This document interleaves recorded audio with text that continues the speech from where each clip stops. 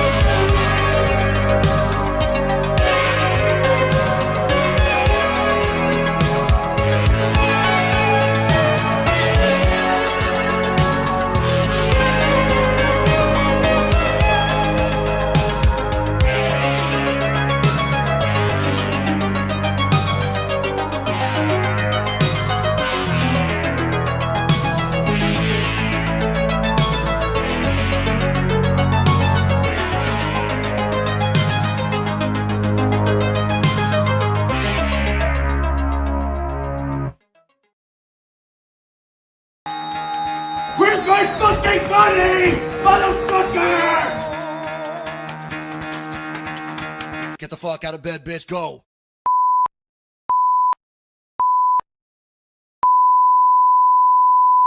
Something just came across my desk, John. It is perhaps the best thing I've seen in the last 6 months. If you have 6...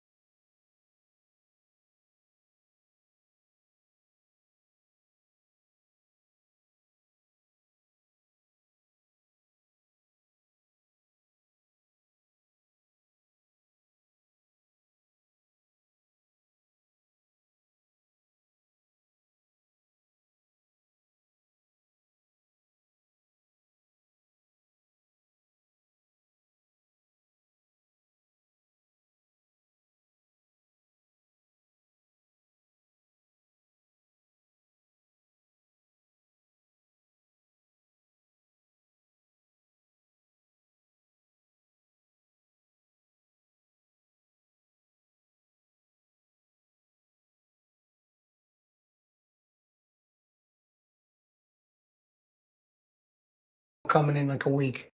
And when it gets in, I'll give you a call. You come pick it up. What the fuck is going on here?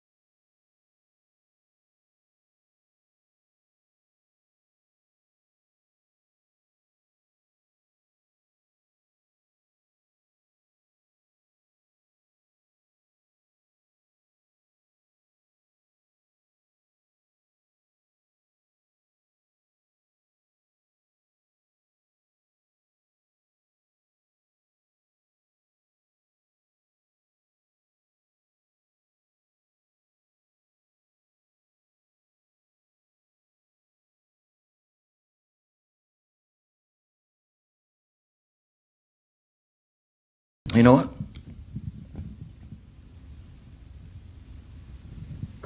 I'm not leaving. 3, 2, 1, let's fuck!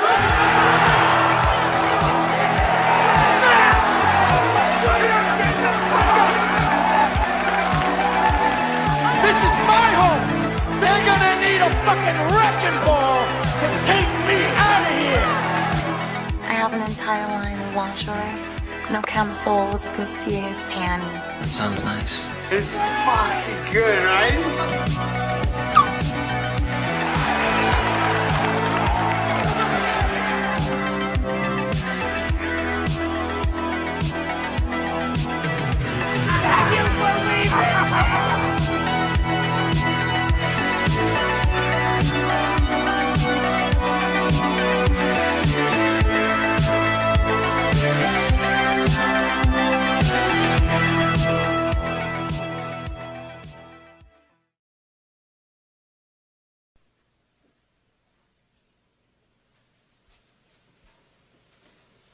You're still here?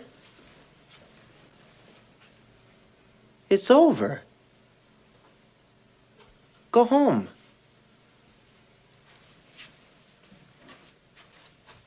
Go.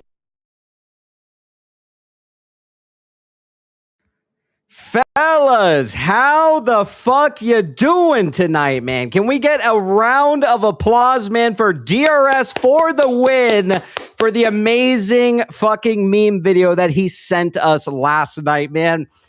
We had to play it here at the show, man. So great to see you guys here. It's great to be back at our normal scheduled time, man, at 7 p.m. Central, man. It just feels like home, man, you know? So good to see you guys here tonight. We got an absolute a shitload of stuff to cover here this evening, man. I mean, I gotta say, Michael Burry is out, is according to what we've been seeing, the reports, sources, whatever, yada, yada, yada. Michael Burry is out. GameStop is trying to buy a $56 billion fucking company, man. eBay. What the fuck is going on here, man? And then you have Sultan Al-Madid jacking everyone's tits, man. I mean, my tits were already jacked to the max, and now he's saying Gameshire Bathaway, man. And Sal pointed out, Sal made a good point today. This is the first time that he's ever mentioned anything to do with Gameshire Bathaway. And we know that Bill Pulte, man, is the original, creator of this term here, man. So I got to say, I'm super excited, man. I think things are finally turning around for a lot of us here in the OG Bed Bath & Beyond. And look, man, I've said it for a long time. A lot of the stuff we've discussed, it's starting to come to light here, man. Especially kind of seeing how, Ryan Cohen was quoted as trying to, directly compete with Amazon. I mean, we were talking about this in 2023, man, late 2022, 2023. Now it's confirmed, man. So I got to say, Ryan is cooking out there, man, and I'm super excited. So let's get this show on the road, man, here tonight. We got a couple guests here backstage. Special guests to be joining us later this evening, a fan favorite.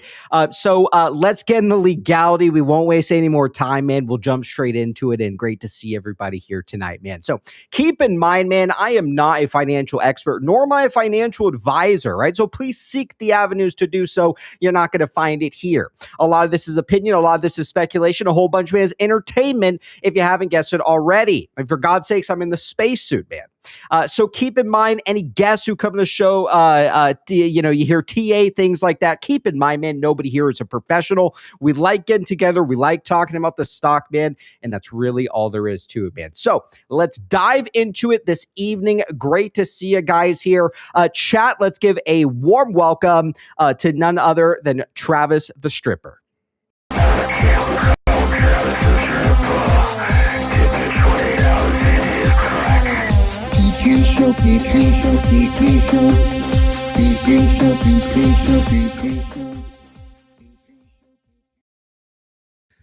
All right, Travis, it's always a pleasure, man. It's always great to see you. How you doing tonight, my man? You're doing well. No, never mind. You're lagging. There it is. Yeah, no, you're good. What's going on, my man?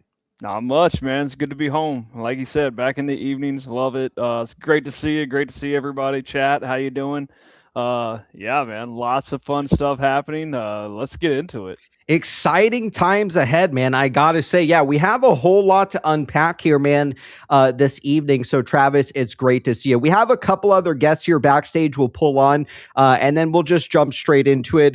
So, chat, please give a warm welcome to Anathera and also Wallybuck.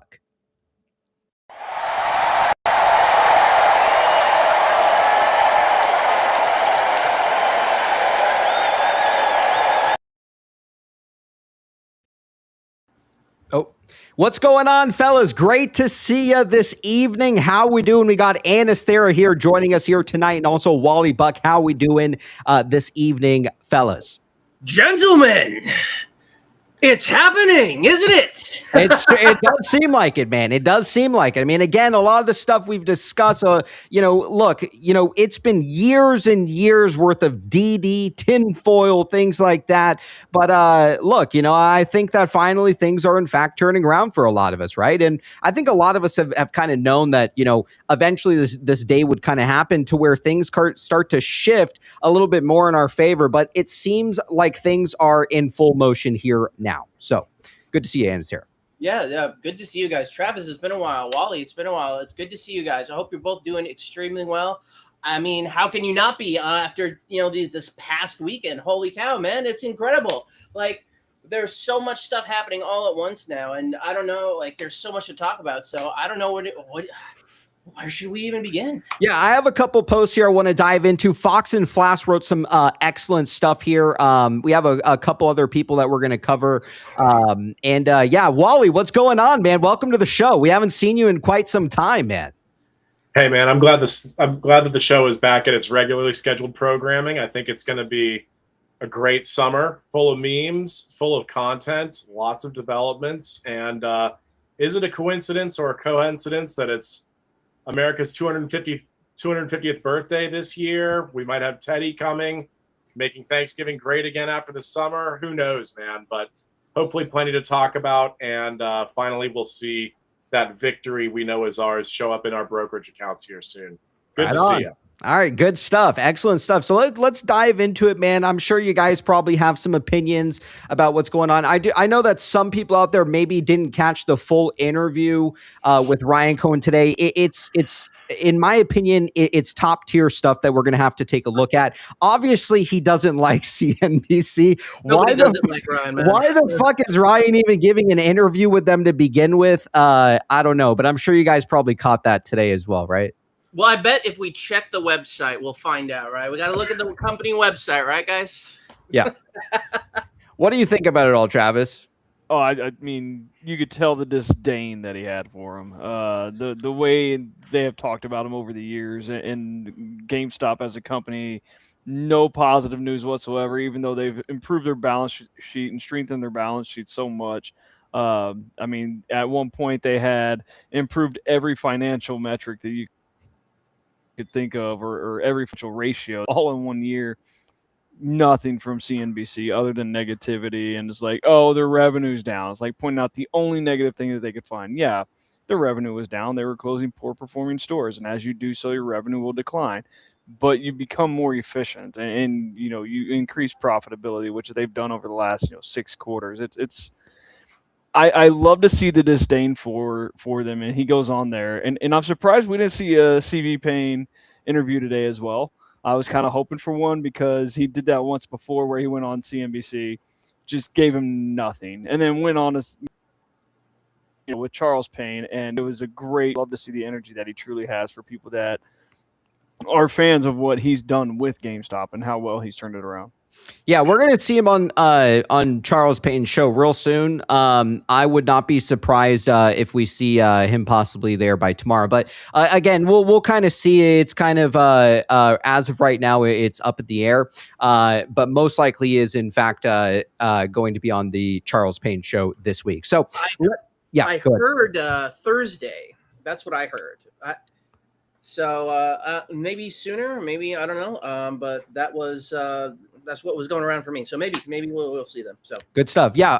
Some people in the chat were saying they want to take a look. Maybe some people haven't seen the full interview. Wherever you guys want to start. I mean, we can kind of unpack a little bit of this DD here. I mean, we can cover maybe Foxen's post first and look at the interview. I know Kinky had written up some stuff. Sal has a bunch of stuff too. I mean, everybody is there's some major heavy hitters, man, that are contributing here. AJ as well. But yeah, I mean, Michael Burry is out, man. So, and again, when I saw that, okay, the first thing I thought about was his comment that he says, if GME buys any form of Bed Bath & Beyond or any version, I'm out, right? And there's no way that this, acquisition news could really be the trigger that causes him to just suddenly sell his entire position. Another thing that's very bullish about that is that he missed the GameStop sneeze in 2021. He sold right before it, right? So I don't know. Could it be another kind of signal here? I'm not too sure, but go ahead, Travis, if you have anything to say or anybody else.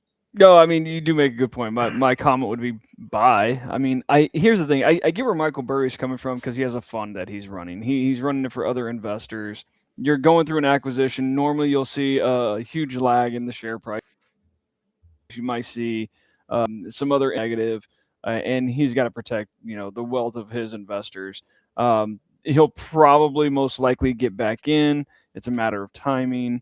I understand maybe why he did it, and I do like the tinfoil about what he said about, if they have anything to do with Bed Bath & Beyond, I'm out, and then he's out. It's like, okay, is it tied to that? Is it not? I don't know. It's fun to speculate, but either way, I think he'll be back in the future.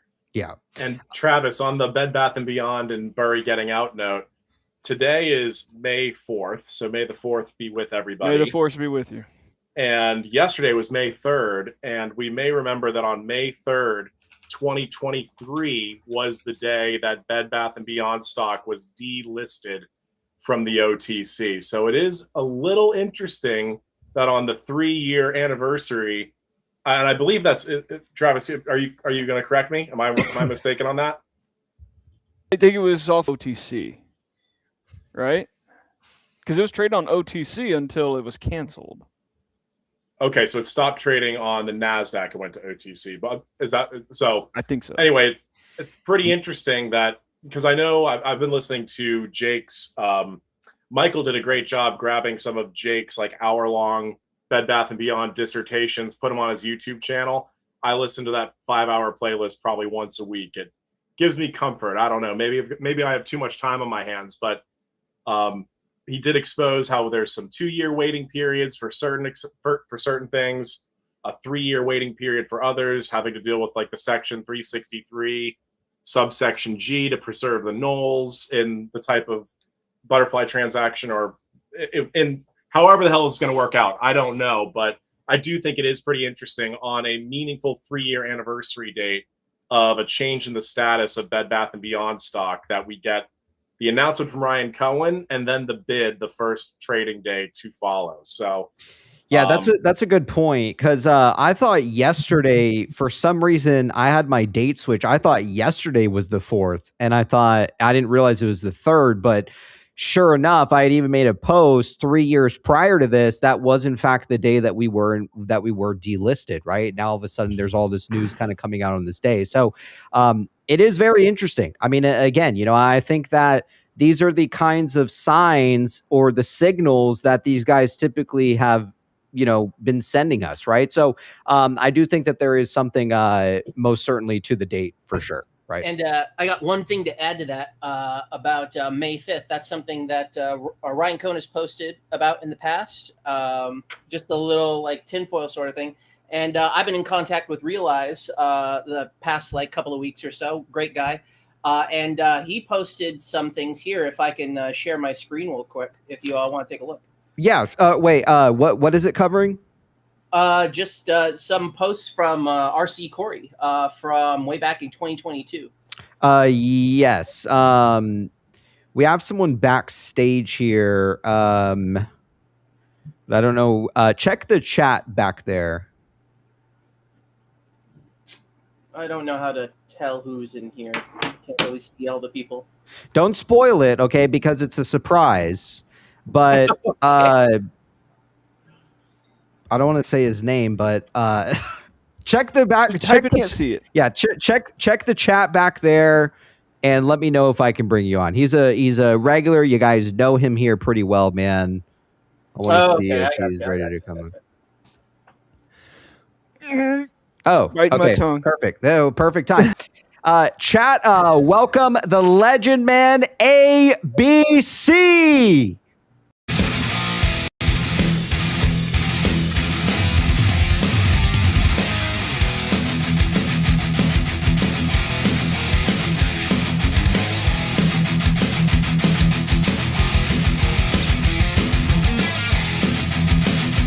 Welcome to the PP Show.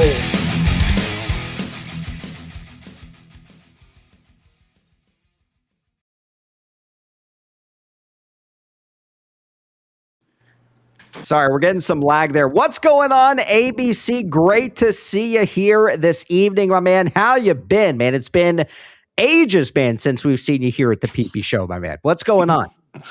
I'm doing great. How are you doing, buddy? Doing fantastic, man. You know, my tits are absolutely jacked after seeing all this news recently, man. Yeah, there's a lot going on, eh? It's a wild show, and just want to say, hey, Travis, Anathera, Wally, nice to see you guys. It's Good been to a see long you, man. time, and Yeah. Great to see you. yeah, man. Yeah, so anyways, I don't want to interrupt. I just wanted to come along, say hi. It's been a while. I'll let you dig right in, and I'll listen in and throwing in my two cents if it has any merit at all. Absolutely. Yeah. I mean, before we jump into, I mean, this is big news, man. When it comes to GameStop, obviously acquiring eBay. I mean, do you have any opinions that you just want to let everybody know in the chat tonight before we jump into a couple of these posts here? I don't want to put you on the spot, but anything that you want to add, man, I'm all ears. Well, I think it's a brilliant move in terms of, not only business economics, but just in terms of what I believe, through my study, what I think Ryan's trying to build here. And so to me, it makes absolute sense. And, whether the board of directors are privy on eBay's side to what Ryan's building, I have no idea. But let me tell you, this guy doesn't stop, right? So Amen. what he did with Chewy, what he's done with GameStop in the matter of 7 years.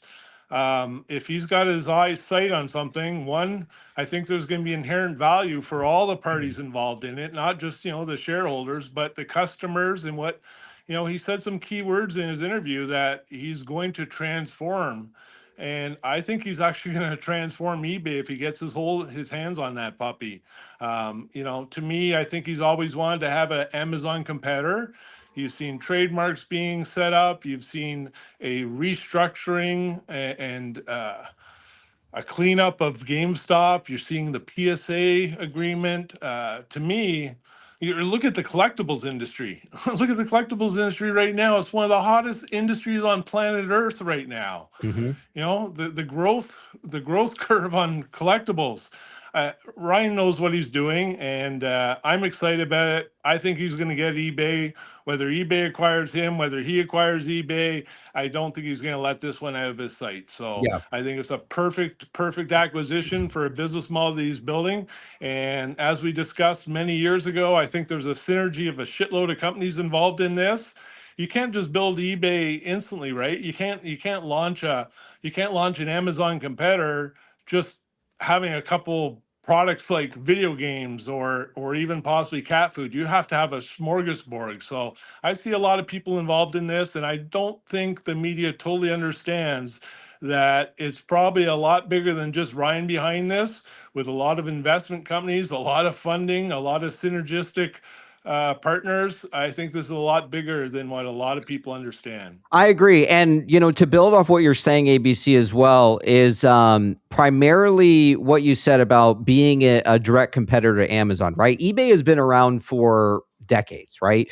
And the thing is that bringing these new types of companies under whatever he's kind of building here, right? Whether he's going to keep the same name as this this online commerce as eBay, or he's going to change it to Teddy, whatever he does, he needs more companies under it, right? And that's kind of why I think that a lot of our research that we've done for the last couple of years, we've kind of pinpointed which kind of companies that are most likely going to come under this. And I think that's how essentially he's going to take on Amazon. He's not just acquiring eBay and, he's just going to cut some fat and call it a day. It's going to be revolutionary, man, especially with Power Packs. I mean, Power Packs is so world class right now.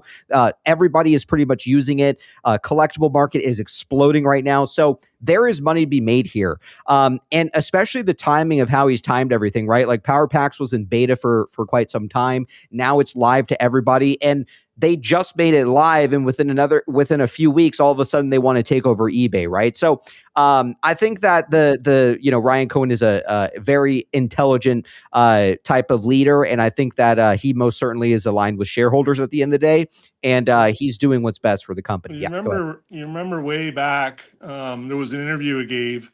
Ryan literally said he will never, ever build a brand from the ground up again, like he did with Chewy.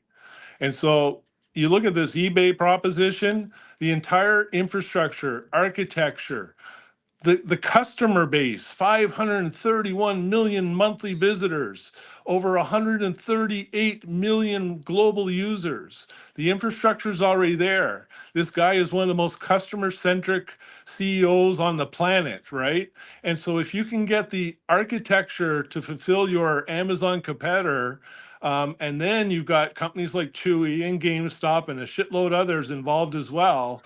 I'm telling you that I think this could be a mammoth opportunity. And if the shareholders are on the eBay side haven't done any research into Ryan and what he's possibly building out there, I encourage them to, because if they accept a deal like this, it's probably going to be very beneficial on their side too. Yeah. Well said, ABC. We have some breaking news here from Synth. He says RC has unfollowed Burry. No shit. Wow. Yep. Can we get a couple other people to confirm that? That's wild. That happened a couple hours ago. Yeah, they were following each other. Yeah, so I'm gonna add a new button to the show. It's gonna be like a breaking button with a siren on it every time we get breaking news here at the show. Also, someone had mentioned that there was a shit ton of dockets apparently dropping with the show live, so that's also very interesting too. All right, so let's get into it real quick. Anathera, I know you have stuff with RC Corey. Let me cover just real quick a little bit of this Michael Burry stuff. Wow, I did not know that Ryan Cohen unfollowed him, man. That's crazy. That's crazy stuff. Shit is going down. There's some tinfoil back to the Roaring Kitty movie that points to that being something as well. So yeah. Very interesting. Crazy stuff, man. Yeah. Travis, what do you have for us? PCRs are dropping. Oh, they are PCRs. Oh, yeah. Gotcha. Yeah, give me some time. I'll dive in. Go ahead and take a look at it. DRS for the win. Burry has a small PB. Right on. All right, let's take a look at what this comment from AJ here, man. This is a fantastic comment he left here having to do with Teddy. So Michael Burry says GameStop makes its play. $56 billion for eBay makes perfect sense. In quotations, it says Ryan must see low-hanging fruit, though if huge cash flow could be unlocked, as if by a magic wand, one might expect eBay to have found it during its epic search for cash, with which to buy back slag heaps of shares. eBay reduced its share count from 1.2 billion shares 10 years ago to 444 million shares today. One of the most prolific buyback programs markets have seen. Ryan cannot be after. Well, obviously he changed his tune because he sold, but AJ here made a comment, and we'll read it. AJ says, Ryan Cohen began accumulating shares of eBay in February 2026, as indicated in the offer letter. Weeks later, in March, he registered the Teddy.com trademark for an online marketplace. The long-term vision is obvious. And someone also compared that the Teddy logo colors kind of match eBay a little bit too, which I thought was interesting as well. GameStop is clearly undervalued and mispriced. Any increase in the share price reduces the need for dilution and strengthens its financial position. You may not believe a short squeeze is possible, but that does not make it any less likely. It shows you learned nothing from 2021. And yes, he did not pump any of the stocks in your portfolio. AJ's going for blood, man, when it comes to Burry. With the market on the verge of a downturn, that erodes hedge fund collateral. Interest rates still elevated and facing potential hikes from central banks in Europe and Japan, and GameStop delivering 7 consecutive profitable quarters while launching a new cash-generating Power Packs business. The bear thesis is dead. GME is going to squeeze hard. When it does, the financing of this strategy will be clear. Teddy is not a side project. It is being built to compete directly with Amazon, and it will succeed. And this is something that we have been discussing for many, many years now, right? And you can see here where that filing was, where he starts to, AJ is correct. I didn't even realize this. So AJ says that he starts acquiring eBay shares or derivatives. I think is how it's mainly in derivatives, I think. February of 2026. And you can see here, this new filing trademark was in fact filed March 6, 2026. So I am putting the two together here like AJ. And I will say, man, it's pretty clear with what's going on here. You fellows have any opinions on this? I didn't know if you guys were aware of this, but this is pretty fucking major if you ask me. Yeah, I've been paying very close attention to all these different little things that have been happening since the turn of the new year, but especially starting in February. It really, like, between this new old accounts coming back and other sorts of filings and activities that have been happening, it really just feels like we're finally getting all the Infinity Stones, gathering everything together. And I feel like it's about to explode. Like, we're like right on the verge. That's what I think. And maybe I think Teddy.com is probably going to be it. Maybe the bank will be called something else. I'm really excited to see what's happening because it really does feel like everything's finally coming together right now. And I mean, how can you not think that? How can you not be bullish? Like, seriously. And it does make sense, right? Like, if he acquires eBay and he is in fact trying to make Teddy, Teddy is registered as a bank for a reason, right? And we know that eBay offers financing, things like that too, loans, So, it's good. I mean, this has to be it, right? And again, a lot of people out there thinking, eBay is going to be like the only thing they put their money in, and that's not the end of the story here. He is building something great, and it's going to take multiple companies to come under this umbrella to compete against Amazon, right? I mean, even Jeff Bezos said it himself.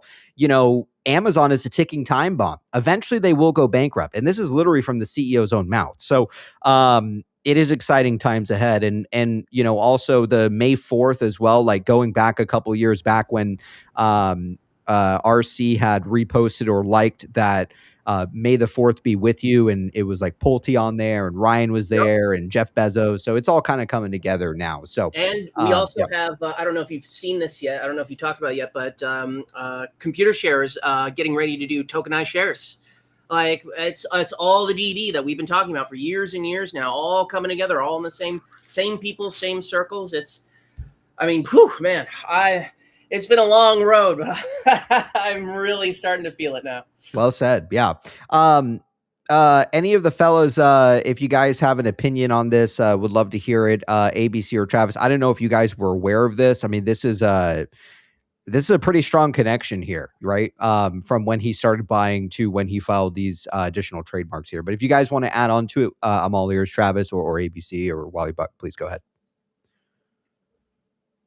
I mean, I have a lot of thoughts on it. If you want to deep dive into the potential acquisition, it's highly leveraged. I think it's a little bit of a risk, not necessarily a bad risk. I think with eBay having $2 billion of net last 5 years on average, give or take, you would almost need something to offset said net income with, I don't know, some type of nulls of some sort, whatever. But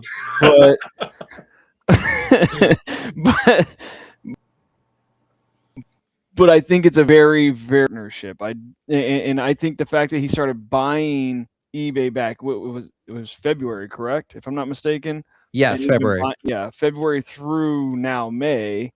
And just now making almost an activist investor approach or some type of hot takeover, necessarily hostile, especially with the price point that was offered. I think it's steep. I have more speculation on the $20 billion that is lacking in their current cash, especially with the backing of T. They're highly confident that the wording of that is almost as if there's in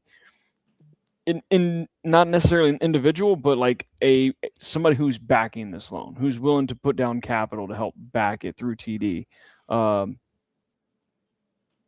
Interesting stuff, no doubt, but the kind of connection that you have that was pointed out here. And as far as the PCRs, not a lot of information that I found by skimming most of the main entities that were part of DK Butterfly.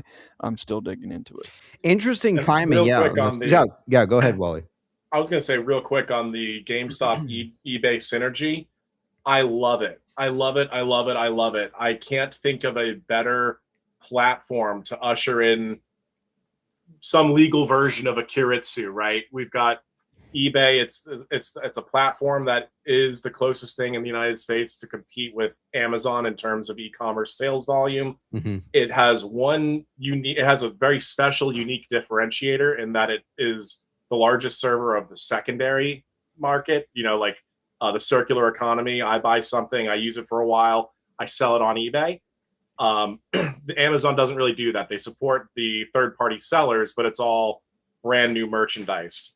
So eBay is very strong, obviously, in the circular economy. I think that it is an incredible platform and brand to potentially do something that, ironically, the Bed Bath & Beyond leadership team did to kind of drive the company into bankruptcy, which is have their own private labels. Now, it may not be like an eBay private label, but can we imagine some great American brand that went bankrupt and no longer serves the American economy? Right. What if that's something that's been acquired inside of this Kiritsu blockbuster, for example? What if in part of a larger competitive effort against Amazon, part of Amazon's service offering is Amazon Prime, so for $15 a month, you not only get 2-day shipping, but you get plenty of video content on your smart TV. Yeah, no, I could see it. Yeah. So just like that's just one example, but maybe it could be Craftsman tools, right? Like you buy that brand, and eBay has a partnership with great American brands with like locally, domestically manufactured goods that you buy on eBay, and that could be a way to grow the product categories and the total addressable market that they serve, because it grows into purchasing brand new products directly from the manufacturer with OEM warranties, instead of just being, which is a great place to be, but where they are right now is really that primary position serving the circular economy. Mm-hmm. And that's just me spending a couple hours thinking about this. What do you think Ryan Cohen is thinking about doing with this partnership and using their network of 1,600 stores? What does he think? He's put his money on he's put his money down. He's spent at least a year thinking about this and planning it, probably longer. Way longer. And way longer. And another thing with the synergy too, it would be difficult to think of another brand of a publicly traded company that would have a higher probability of potentially having Elon Musk be one of the 5 guys that could be behind the third-party equity that comes up with the capital to make this happen. We may remember that Elon was on the founding team and the original CEO, I believe, of PayPal. He was a key stakeholder, nonetheless. Kind of got pushed out of the company by Peter Thiel and the PayPal mafia. And for some time, PayPal was a part of eBay. And I believe it was Carl Icahn that made some noise as an activist 10 years, I think in 2014. That's right. Yes. Encouraging eBay to divest PayPal from that company, which Elon was a founder and key stakeholder of. Now, if we're getting into a spot where maybe Ryan Cohen is the CEO of this new omni-channel commerce platform, it needs payments. That's something Elon is very passionate about historically. Also with X, the vision there is for it to be the everything app. And Elon doesn't want to do everything. He wants to find great people to delegate to. And he's not, outside of Tesla, he doesn't really play in he does play in consumer products, but it's not a great customer experience. That's not Elon's focus. Elon's focus is building great products, and you're forced to use them because there's simply nothing like it. So being able to delegate the customer experience and a very horizontal commerce, like that circular economy, OEM connection to brands, X as the everything app with X money and the X shop. It's just, what a time to be alive. I'm super excited for this summer. And I honestly don't care about GameStop. I just don't care about GameStop's price action at all anymore. Like Ryan Cohen said, let them short. I don't fucking care. We've seen what we finally have a roadmap. We've been saying for years, hey, I know I've been telling my friends and family, hey, look, this Ryan Cohen guy, he's like the Warren Buffett of the millennial generation, and his burning passion is to compete and win against Amazon. And everyone's like, you're crazy. I'm just going to put my money into a BlackRock ETF, but good luck to you. Yeah. And now we know the roadmap. The main thing to what Wallybuck is saying, you really have no need to look at the price anymore. The company has already told you their target is 100 billion. And guess what? When they reach 100 billion, the next step's going to be 200 billion and 300 billion and 500 billion until we're over $1 trillion, man. And that doesn't even that does not even start to include when these hedge funds start to get liquidated, man. Right. And you have like a massive short squeeze here. Right. So again, I think that all in all, it's very bullish. ABC, do you have anything to add about any of this stuff? Yeah, no, I agree with Wally. I mean, you've got the retail side of it through Amazon. I still think there's something, I still think there's an energy sector. I think there's the logistics. So there's a lot of architecture in the background to pull off on Amazon. It's just simply not setting up a website with product. You've got to have, distribution. So to see Flexport's reaction to Ryan Cohen's proposal for eBay, how excited Flexport got over it. To see, the president of Shopify, issue his support for Ryan Cohen. These are big businesses. I mean, Flexport, delivers around the world. You've got Shopify up here in Canada. Shopify is our largest company in our entire country. Just in terms of market cap and profitability. So it's a dear product or company to us up here in Canada. And so to see these retail and distribution and logistic people stand up and support it, this tells me this wasn't just some, brain fart of Ryan going, oh, I want to take on eBay and try and acquire it. I believe this had been planned for years. I think when I first hopped into this play, I started to go into the Wayback Machine, and I think it was August 12th, if I can remember the date exactly, of August 12th, 2021, before Teddy.com even had books up on it. You could actually see in the Wayback Machine, somebody on Teddy.com was designing like an eBay store, and it had Lego, it had baby products, it had all these different things in there. And at that point in time, that's what an entrepreneur does. Years and years prior to making your moves and establishing your plan and following through and executing on your plan, you start the creative process of what am I going to build? How am I going to build this? And we're starting to see all the seeds that were planted years ago start to come to fruition, whether it be through offers for eBay as such. Yeah, no, I mean, there's no doubt about it, right? I mean, it is quite literally, this is something that he has been planning for years now, right? And I agree with everyone here on the panel. This isn't something that he just cooked up overnight and decided to run with. This is carefully executed. And I think all the way back to when he started even to buy Bed Bath & Beyond, he kind of had this plan in order here. Travis, you wanted to add something, and then I think Anathera wanted to go. So go ahead, Travis, and Anathera, if you want to add anything, and then we need to get through a couple other posts here because we have a bunch of stuff to get through here. Yeah, no, I mean, I'll be quick. I think the partnership between GameStop and eBay is it would create. I mean, we think about the power packs. If you go and open a power pack now, you get a PSA graded card, and you're like, I don't want to just return it back, but let me see what I can get for it. Where do you go, or where does that card go to possibly be sold? eBay. Come on, PB. Exactly. Well, so you have this I'll business answer that, connection. Travis. I just pulled a $500 US card on there, a nice LA Dodgers Ohtani card. Dude, nice. It's sitting in my it's sitting in my PSA account, so I pulled it from Power Packs through Roaring Sensi Stream. Is a nice card to pull. I can literally click a button on PSA, and guess what? That card is auctioned on eBay through PSA. I don't even have to open up an account. I don't have to interact with any of the buyers or the messengers. It just simply gets sold and money gets put in my account. So, yes. No, exactly. Like the synergy is already there. The placement is already there. Like you already have connections to eBay, and that's just the beginning of it. You're opening up yourself to all this online platform, the OEMs, everything that Wallybuck kind of already mentioned. It's a stepping.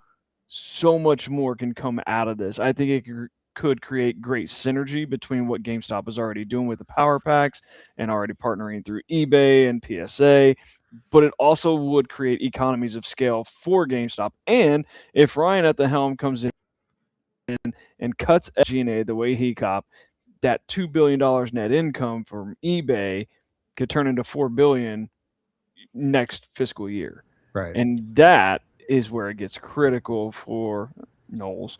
But also it becomes critical in the fact, because now we're not talking about a company that's making a couple $100 million a year in net income. We're talking about a company that's making billions and billions of dollars a year of net income, and us as shareholders are way ahead of the investment on this. Well said, everybody. Anathera, do you want to add? And then I'm going to go to Fox and Fox post here. Yeah, no, I'll just say real quick, one thing that I noticed that when I was doing some research on how the power pack systems actually work, it actually functions very similarly to the way the DTCC works as far as being an obligation warehouse. But instead of it being for stocks, it's for like collectibles and cards and whatnot. But it's going to be even better because instead of it being this like black mystery box where, we all know is a bunch of obligations that were never met, a bunch of fake shares, synthetic stuff, everything is going to be tied to blockchain eventually. I think that's the one of the things that I see potentially connecting to the computer share side of things with its tokenized offerings.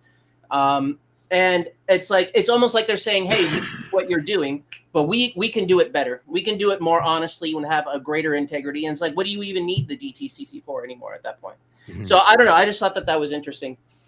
Yeah, I mean, again, this is kind of lining up to be, what we've been talking about for a long time. And also, I'm going to get into this Fox and Flask post here. Snow said eBay is not undervalued. It's not shorted, nor does it have a high dark volume stock. I don't understand. Well, one, okay, it has high institutional holders. That's number one. That's a Larry Chang signal where, he had screenshotted the institutional holders of GameStop. It's only 33%. They have like upwards of, it's like 90+%, right? It's insane institutional holdings. Not only that, it's already a well-known brand, an established brand, and it's directly e-commerce, right? And what we've been discussing for a long time is that what you've seen Ryan Cohen do over the years is he's been cutting down a lot of these like stores that are underperforming because a lot of their business is going to come from e-commerce, right? So again, I think that it is very key here that, the company is already in a full transformation, right? It's what he's building. I think he wants this kind of big, like, well-known brand to basically acquire here to, in fact, take on Amazon. So let's take a look at what Fox and Flash has to say here. We have a whole lot of stuff to get through. So let's start here. Fox and Flash says, if GameStop is going to acquire eBay, this is how he expects it to go. Unlike traditional activist campaigns that unfold over 18 to 24 months, this timeline could compress into roughly 12 months from first trade to full control, leveraging GameStop's enormous cash position to build a stake so large, so fast that the board has no viable defense. Phase 1, weeks 1 through 8, dual stealth accumulation to 9.8% combined, 4.3 billion via dark pools before any public filing, dual as in GameStop and Ryan Cohen separately and together. Perhaps other partners and affiliates accumulate during this phase as well. Nat Turner. And also a good thing to keep in mind too, right? A lot of people were grilling Nat Turner for a long time. Why is Nat Turner not holding GameStop shares? Why is he not holding GameStop shares? Well, this could be directly why, right? Due to his affiliation with eBay and PSA. Yeah, go ahead. Sorry, I don't know if you were just pointing or gotcha. Nope, just saying, yep, that. So yeah, I mean, that would make sense, right? And the signs were there, right? Ryan Cohen sells the stapler and the underwear on eBay. You have all these signs that kind of led up to this point in terms of them making a move on eBay. It was very clear, right? But for me, I at the time I didn't really see the vision, you know, and the biggest thing where I stand is, how is that something that the financial markets have never seen before, right? Because this is like a merger and acquisition, your run-of-the-mill kind of merger acquisition. You know, it's a smaller company acquiring a way larger company. But I think there's more to it, right? And when you factor in things like Teddy and, you know, how they're going to kind of play a role here, and the shell of Bed Bath & Beyond, you have to really just connect all of it. You can't just view it as GameStop's acquiring eBay. It's not that cut and dry, right? There's a whole lot of moving pieces to what Cohen is doing here. So let me get through this post here. So it goes on to say here, I believe this phase is over. Phase 2, weeks 8 through 10, dual 13D filings plus a public white paper expected, eBay pop of 15 to 30% and GME pop of 10 to 20%. Phase 3, weeks 11 through 20, you'll see a proxy fight for 3 to 5 board seats at eBay's next annual meeting while building to 15 to 20% combined stake. Phase 4, months 5 through 12, board control, install Ryan Cohen as chair, execute cost cuts, redirect FCF to buybacks, etc. The stealth phase is compressed to 8 weeks because GME's cash flow allows aggressive accumulation at 15 to 20% of daily volume across multiple prime brokers and dark pools. Both GME and Ryan Cohen accumulate independently to 4.9% each, staying below the 5% 13D trigger. HSR filings happen on day 1 but are confidential. By week 8, the combined position is 9.8%, 4.3 deployed, and nobody knows. The dual 13D filings at week 8 through 10 hit the market like a bomb. The largest shareholder block in eBay, backed by $9 billion plus additional firepower, with a public white paper detailing the value creation plan. From there, continued accumulation during the proxy fight period pushes the combined stake to 15 to 20%, making the proxy contest a mathematical certainty. Board control follows and the transformation begins. Excellent post here from Fox and Flask. Again, you know, just one person out there, just their opinion, how it's going to happen, right? And everybody is kind of drawing up their own conclusions, how this is going to happen. But, you know, at the end of the day, Ryan Cohen is going to do this, in my opinion, the proper way. So if you guys have any opinions on that, let me know. If not, I'm going to go ahead and move on to our next post here as well. If you guys would like to add anything, I am all ears. If not, we're going to go ahead and move on here. Okay. Yeah, good. Go for it. Okay. Sounds good. All right. Let's take a look at what Kinky had to say here. Kinky broke it down really well too, in terms of how they're going to essentially do this. So it says here from Kinky, it says, let's take a stab at face value. Let me first off say that I am not a professional. I am not a financial advisor, and I'm not giving you any tips, advice, or anything else to lead you in any direction. This is only going to be select opinion of how I think this can place, with everything right letter at face value. Okay. Okay. Hang on, we've lost some visual acuity here. Sorry, what? Lost something. Yeah, the main screen has gone. I think you. Oh, there we go. All right, we're good. Yeah, we're getting some lag here tonight. I'm not sure what's going on. I think they're trying to slow you down and stop you, PP. Yeah, they can't stop this. Yeah, it's crazy. So it says here, sorry about that, fellas. It says here, this is only going to be a select opinion of how I think this can take place, with everything Ryan stated in his letter at face value. Side note, there is probably spelling errors, grammatical errors. I don't give a fuck. Enjoy the show, fuckers. Okay, so he says, let's start here. There's an SEC filing here, GameStop's S3 ASR. First, in the header of this article, I highlighted the different securities GameStop is authorized to use for the acquisition purposes, which include Class A common stock, preferred stock, depository shares, warrants, stock purchase contracts, units, and subscription rights. Okay, this is a little bit different from what Fox and Flash was saying, but it's very good in my opinion. It's a very solid theory as well. Now, the scenario I'm about to lay out for you will focus on preferred stock. There are many scenarios that can play out here because they have a lot here at their disposal. But to keep this article shorter and cleaner, I'm going to work with just the preferred stock to show you how this letter to eBay can be taken at face value and is a positive outcome for all involved. Okay. It says here, first, let's start with the letter to eBay.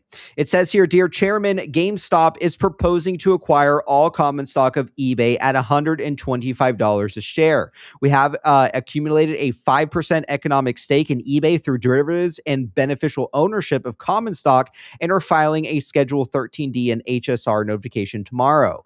Our offer is for $125 per share, comprising of 50% cash and 50% GameStop common stock, with full shareholder election rights as to consideration type and pro rata allocation. That represents a 46% premium to eBay's unaffected closing price on February 4th, 2026. The day GameStop started accumulating its position in eBay, a 27% premium to the 30-day VWAP and a 36% premium to the 90-day VWAP, aggregate undiluted equity value is approximately $55.5 billion. The transaction is conditioned on customary closing conditions. eBay spent $2.4 billion on sales and marketing in fiscal year 2025 and added 1 million net active buyers, 134 million to 135 million. We will take $2 billion of annualized costs out within 12 months of close, 1.2 billion from sales and marketing, 300 million from product development, and 500 million from general and administrative.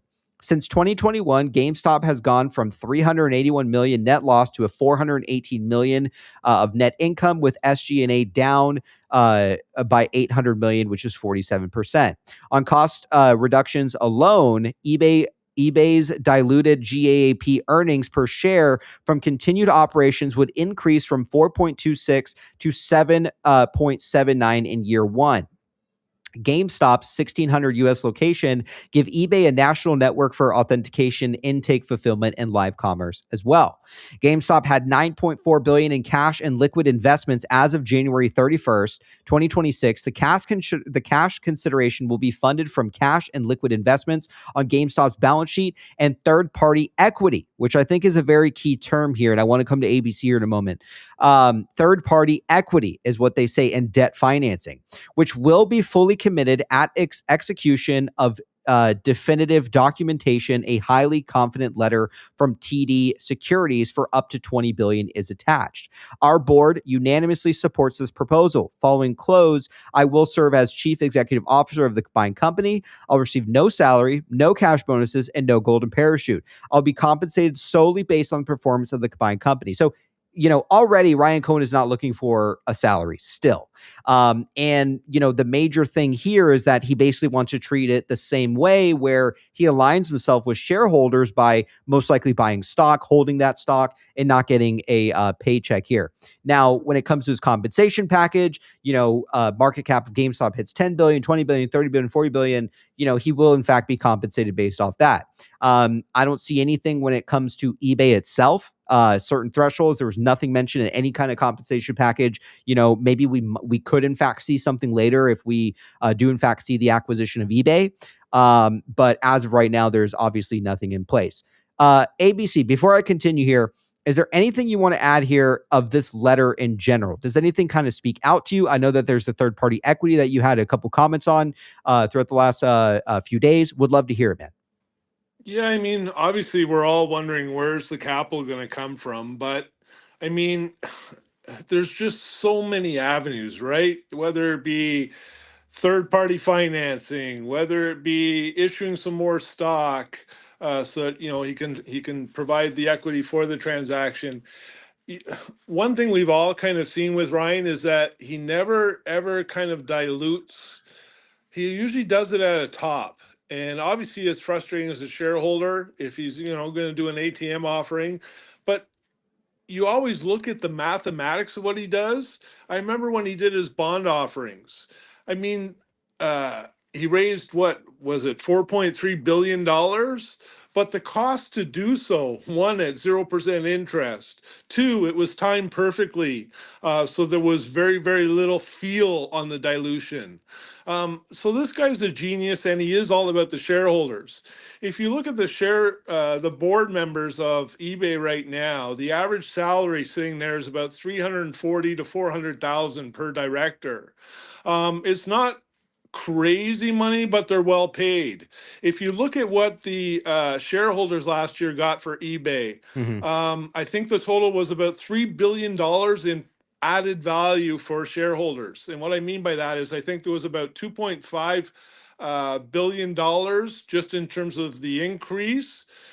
And there was also about another 500 million in buyback increased value too. So, $3 billion. So shareholders, all these institutions that have a good grasp on eBay right now, they did well last year. But they're an archaic business. And what I mean by that is they're not a lean running machine. They don't have Ryan's magic touch that can turn a minus, like Kinky said, minus 300, $400 million and bring it up to 9 billion in cash with 400 million net, So this guy is a genius at cleaning up problematic companies. And I'm not saying eBay is a problematic company, but it's average. It's average company.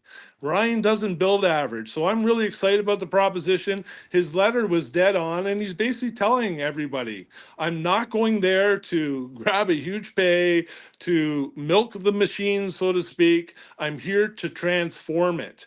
And I do believe that every industry is going to see a transformation. We're seeing it in the collectible industry.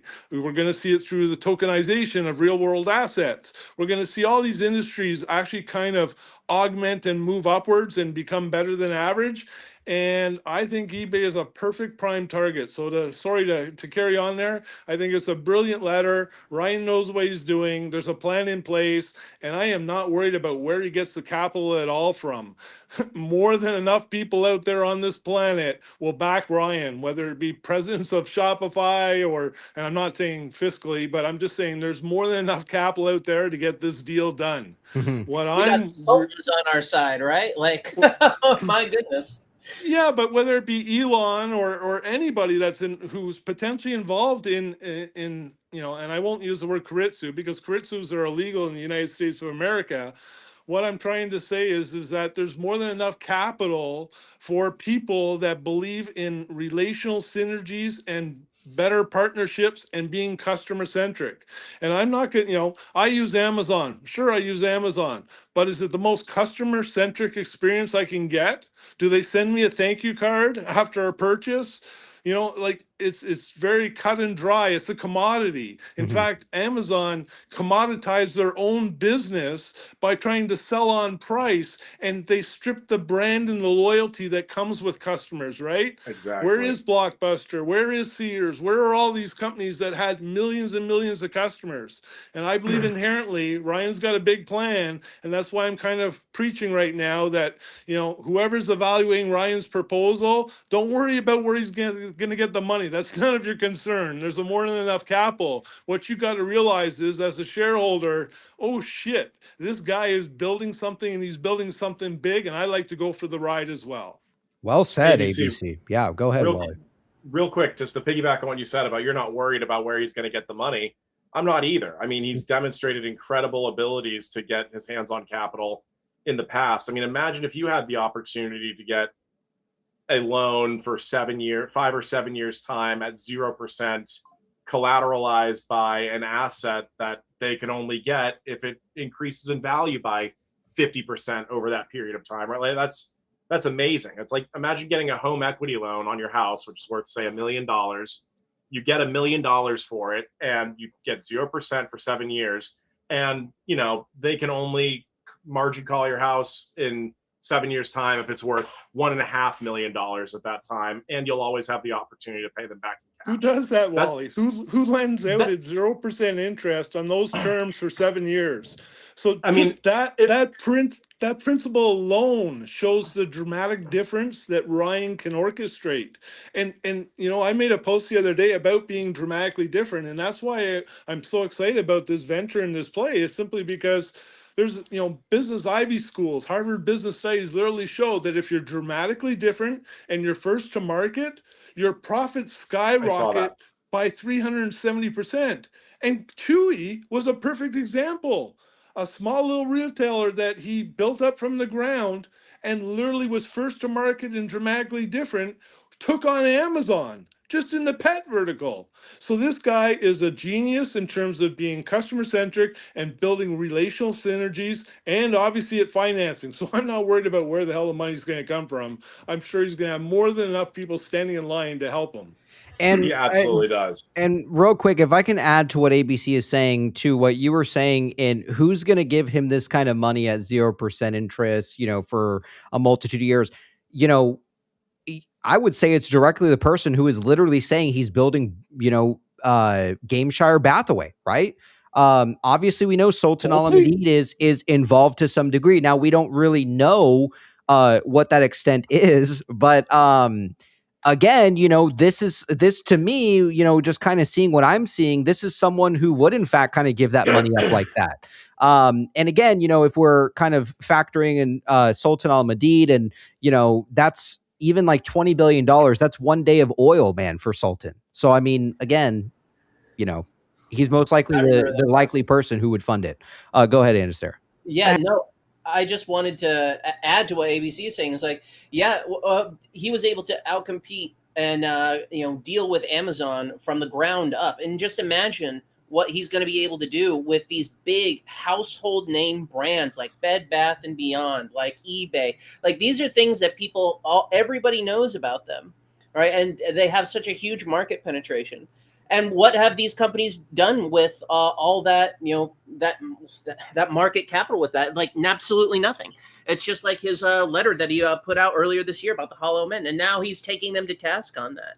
Like, these are all, like, the entire, especially in the online retail seller market, it's kind of like the Wild West out there. And there's not a lot of people who are like backing in your corner. So having somebody like Ryan Cohen, who has shown that he is, he's customer centric and he is hard worker centric.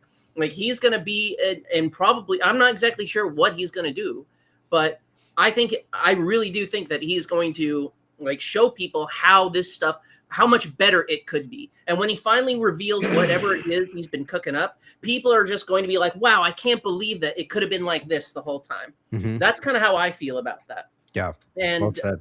yeah, man, I'm really excited to see what he's cooking up here with this. I have some ideas of my own, but I mean, I don't know enough about this kind of stuff to really say. Maybe I'll bring it up a little bit later, but I really do think that there's going to be a huge connection between the digital world that has been built up over the past like 20 years for gamers like myself, and this tokenized security and digital, like the Clarity Act as well, and all that sort of stuff. All of this stuff is really going to be coming together. So I expect to see all of these different elements coming together in some massive, massive way with this. So beautifully said. Go ahead, Travis. Will you check the private chat at like the last few minutes? Pull up a little bit, but you should definitely read that. What am I looking for here? Options, expiry. Oh, yes. Do you want to share something about it? Do you want to share something about it? Yeah, I mean, we can. Do you want to save it for? Do you want me to finish this post here first, and then we could take a look at it? Okay, yeah, let's finish. Okay, sure. All right, yeah. Let's finish up this post, and I want to take a look at that. Has to do with an insane amount of options and leaps, something that we should take a look at. All right, yeah, we'll take a look at that for sure, man. I like those options, man. I've been buying leaps. All right, I got back into the options a little bit. I'm not buying the weeklies. Fuck the monthlies. Leaps, baby. I have leaps. I got some 2027 GMEs, and IEP I went for 2028. I'm just feeling lucky, man. So, and again, the IEP 2028 is like the $10 calls. Super fucking cheap, man. I mean, you're talking about $90 a contract for 100 shares, man. So very, very cheap. Okay, let's take a look real quick at let's finish up what Kinky has to say, because it's a very good post here. So the highlight part in this letter says, our offer is $125 per share, comprising of 50% cash and 50% GameStop common stock. How can they issue preferred stock when it clearly says common stock? Well, legally, a promise to pay in stock is often satisfied by equity equivalents. Under SEC Rule 16A-1, and the substance over form doctrine, a convertible security is legally viewed as the underlying share it represents. Since GameStop's SEC filing specifically authorizes issuing preferred stock that converts into common stock for business combinations, They have the legal shelf ready to fulfill the offer in the Ryan Cohen letter using these convertible instruments. And can I just add one thing real quick? I know it's a sidetrack, but like 6th Street was literally paid off last week. And now all of a sudden they're making moves on mergers and acquisitions, right? I mean, pay attention to how this is kind of moving here, right, fellas? But I thought that was very interesting as well. We have a couple links here to fact check if anybody wants to go to the post to take a look at it. Now, we have established how GameStop can issue preferred stock, making the letter still be true. Let's explore the S3 from above to see what else supports this. It says here, we have a little snippet. It says the authorized but unissued shares. The authorized but unissued shares of common stock and preferred stock are available for future issuance without stockholder approval. These additional shares may be utilized for a variety of corporate purposes, including future public offerings to raise additional capital, corporate acquisitions, and employee benefit plans. The existence of authorized but unissued shares of common stock and preferred stock could render more difficult or discourage an attempt to obtain control of us by means of a proxy contest, tender offer, merger, or otherwise. Okay. Now it says here, the authorized but unissued shares of common stock and preferred stock are available for future issuance without stockholder approval. They can use the common stock and preferred stock listed in his document, or maybe it's in this document without shareholder approval, but for what? These additional shares may be utilized for a variety of corporate purposes, including future public offerings to raise additional capital, corporate acquisitions, and employee benefit plans. So these can be used for corporate acquisitions. We also have a snippet down here. Our charter authorizes us to issue 1 billion shares of Class A common stock, par value 0.001 per share, our common stock, and up to 5 million shares of preferred stock, par value 0.001 per share, our preferred stock. As of May 4th, 2024, there were 306 million shares of our common stock outstanding. Obviously, that has increased. Up to 1 billion shares of Class A common stock, up to 5 million shares of preferred stock. Now, we know that from recent filings, there is roughly somewhere between 500 to 550 million shares of common stock, including warrants, outstanding. So roughly, we have around 450 million common stock to play with. Most people, including myself, saw this as a major dilutive event because of the common stock verbiage. But upon review of the S3, this is where it starts to get spicy. We have Exhibit A, which is located here. We may, at our option, elect to offer fractional interest in shares of a series of preferred stock as depository shares rather than full shares of preferred stock. In such event, we will issue depository receipts for those depository shares, each of which will represent a fraction of a share of a particular class or series of preferred stock, as described in the related prospectus supplement. Shares of any series of preferred stock represented by depository shares will be deposited under a separate deposit agreement between us and a bank or a trust company selected by us. We refer to this entity as preferred stock depository. The prospectus supplement relating to a series of depository shares will set forth the name and address of the preferred stock depository with respect to those depository shares. Subject to the terms of the deposit agreement, each owner of a depository share will be entitled in portion to an applicable fraction of a share of a preferred stock represented by the depository share, to all the rights, preferences, privileges of the preferred stock represented thereby, including dividend, voting, conversion, exchange, redemption, and liquidation rights, if any. The depository shares will be evidenced by depository receipts issued pursuant to the applicable deposit agreement. Depository receipts will be distributed to those persons purchasing the fractional interest in shares of preferred stock as described in the applicable prospectus supplement. Copies of the applicable form of deposit agreement and depository receipt may be obtained from us upon request. And the statements made hereunder relating to the deposit agreement and the depository receipts to be issued thereunder are summaries of certain provisions thereof and do not purport to be complete and are subject to and qualified in their entirety by reference to all the provisions of the applicable deposit agreement and related depository receipts. Okay, you following me here or what, fellas? It says here, We may at our option elect to offer fractional interest in shares of a series of preferred stock as depository shares. What this means is they can make one preferred share equal 100 depository shares, for example, rather than full shares of preferred stock. Okay. So in such event, we will issue depository receipts for those depository shares, each of which will represent a fraction of a share of a particular class or series of preferred stock as described in the related prospectus supplement. Okay, now let's math the math. The letter stated aggregate undiluted equity value is approximately 55.5 billion. Cash consideration is 27.75 billion. 50% common stock is 27.75 billion. Valued per preferred share, 27.7 billion divided by the 4.4 million preferred stock equals 6. I don't know if he has like I don't know if this is right. I don't think it's 6250, right, Travis? On it. I mean, I don't think this check. math is correct. But yeah, we'll get the right number there. Maybe it is. I don't know. But it goes on to say here, yeah, no, there's no way it isn't. Maybe he's saying 6.2 million. This means that, or 6.2 billion, maybe. What is he saying? 6.2 billion. Yeah, that would make sense. Hang on. I think it's yeah, anyways. This means that if they issue 4.4 million preferred stock at a value of 6.25 billion, I think that's what it's saying, or maybe it's 6,250. It's right. Oh, Yeah, it is right. Gotcha. My apologies. Sorry. Preferred stock, $6,250. This means that if they issue 4.4 million preferred stock at the value of $6,250 each, they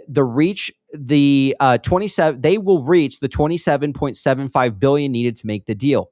Now, if one preferred stock equals 100 depository shares and one depository share converts in one GME common stock, they can issue one GME depository share for one eBay share. Here is how this maths. The deal is 50% cash, 50% stock. 125 divided by 2 is 6250. 6250 paid in cash, 6250 paid in stock. If one preferred stock equals 100 depository shares, preferred stock value is set as 6,250 divided by 100 equals 6,250. Now reverse this for the share count. 4.4 million preferred stock. One preferred stock goes to 100 depository shares. 4.4 million times 100 is 444 million common stock. It puts us right at the total number of common stock we have left to issue. Congrats, you just acquired eBay for 440 million common stock and 27.75 billion in cash. Now understand, this is just one mathematical formula that shows how RC at face value is telling you the truth. 50% cash, 50% common stock. And then he goes on to say, check this out. He says, but wait, there's more. Interesting. Let's take a look here. He has a little snippet here.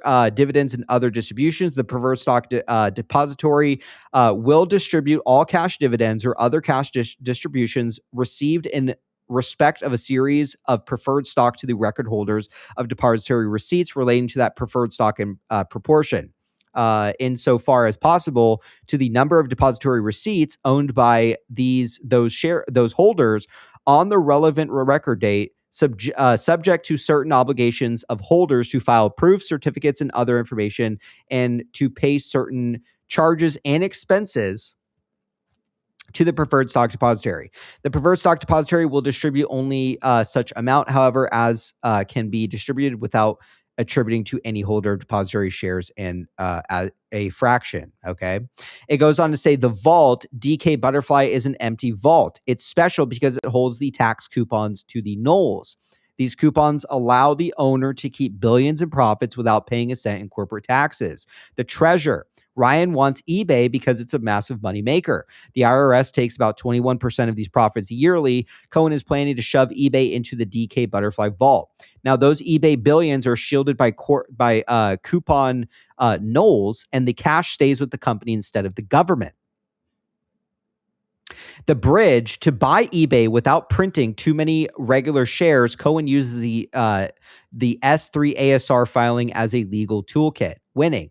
By using the DK Butterfly Vault as the middleman, Cohen pulls off a hat trick. Safety. Investors are first in line for payouts. Growth. The depository units convert to GME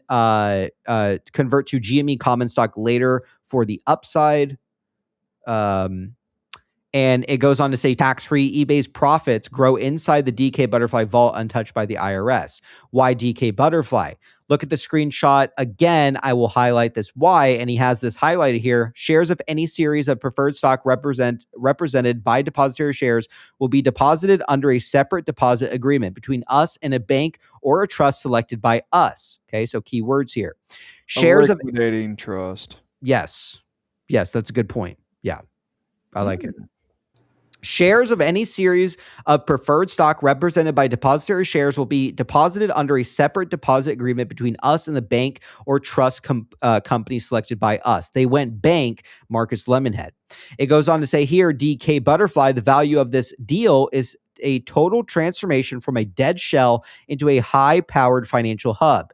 By serving as the preferred stock depository, the shell moves from the bankruptcy to managing a $28 billion asset pool, earning massive interest and management fees on the cash and property flowing through it. Most importantly, it wakes up its billions in net operating losses. These tax coupons, which were previously worthless, are now used to shield eBay's massive profits from the IRS. This creates a tax-free engine where every dollar saved directly inflates the equity value of DK Butterfly shell, turning a defunct entity into one of the most tax-efficient powerhouses on the market. One last thing, my bobbies, and we got a post here from Sultan Al-Madid today. Keep in mind, he has never mentioned Gameshire Hathaway ever. He has said things like, GME is the next Berkshire Hathaway, but he has quite literally never stated Gameshire Hathaway. What an excellent post, man. I got to say, I think it's very clear here that, Sultan Al-Madid is involved to some degree here, right? And there's also some other stuff that he has posted that we'll take a look at. But fellas, is there anything that you want to add to what Kinky has said here? It is a fantastic post. In my opinion, really highlights, just different ways of this equity, right? Like everybody automatically, goes to, this acquisition of being, we're going to get diluted. Where's the cash coming from? Where's the cash coming from? And even RC, he's playing his hand right, man. He's not revealing anything. CNBC is grilling him. Where's the money coming from? Trying to make him look bad. All these random accounts I've never seen on X are, have everything to say about, Ryan Cohen's an idiot or this and that. And he's playing his cards right. He's not revealing what he has in store here. And obviously, he's a billionaire for a reason, right? So, to me, he kind of has this mapped out how he's going to get this money. But I do think that Sultan Al-Madid is playing a major role here. ABC, anything you want to add? No, a great article from Kinky. That's what I love is, so many people taking the time to ink an article like this, whether it be Fox and Flash or Kinky or Herein, Jake 2B. I mean, that's what's made the 3-year journey so doable is just people taking the time to dig. Opinions out there, they're not worth much. But when you start crafting the DD and starting to show the evidence, that's what starts to change limited beliefs out there. And I appreciate when people take the time to put the work like that in. Well said. Yeah. And, again, Sultan Al-Madid to my knowledge, he has never actually acknowledged Bed Bath & Beyond ever. None of his posts, nothing would lead you to believe that. Yet he's saying exactly what Pulte said, right? And even Baba Benny down here is in the chat. Gameshire Hathaway. Pulte said, "I repeat, Gameshire Hathaway." So I mean, it is very clear here, man. Like this is it. This is what we've been waiting years for. And I've said it many times here on the show. One day it has to happen, because they can't stop what's coming. It's already in motion. It's been in motion for fucking years now, right?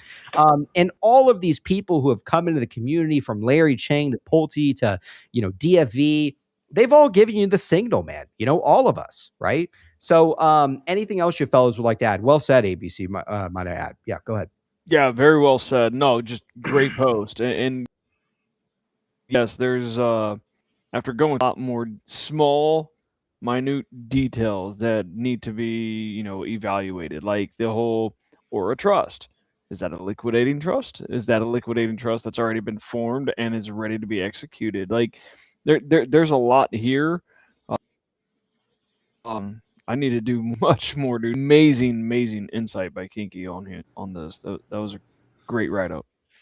Yeah, it's good stuff. Yeah, this is Yeah, my go ahead, favorite thing Wally, I've and then read. Anna. Yeah, this is my favorite thing I've read all day. Yeah.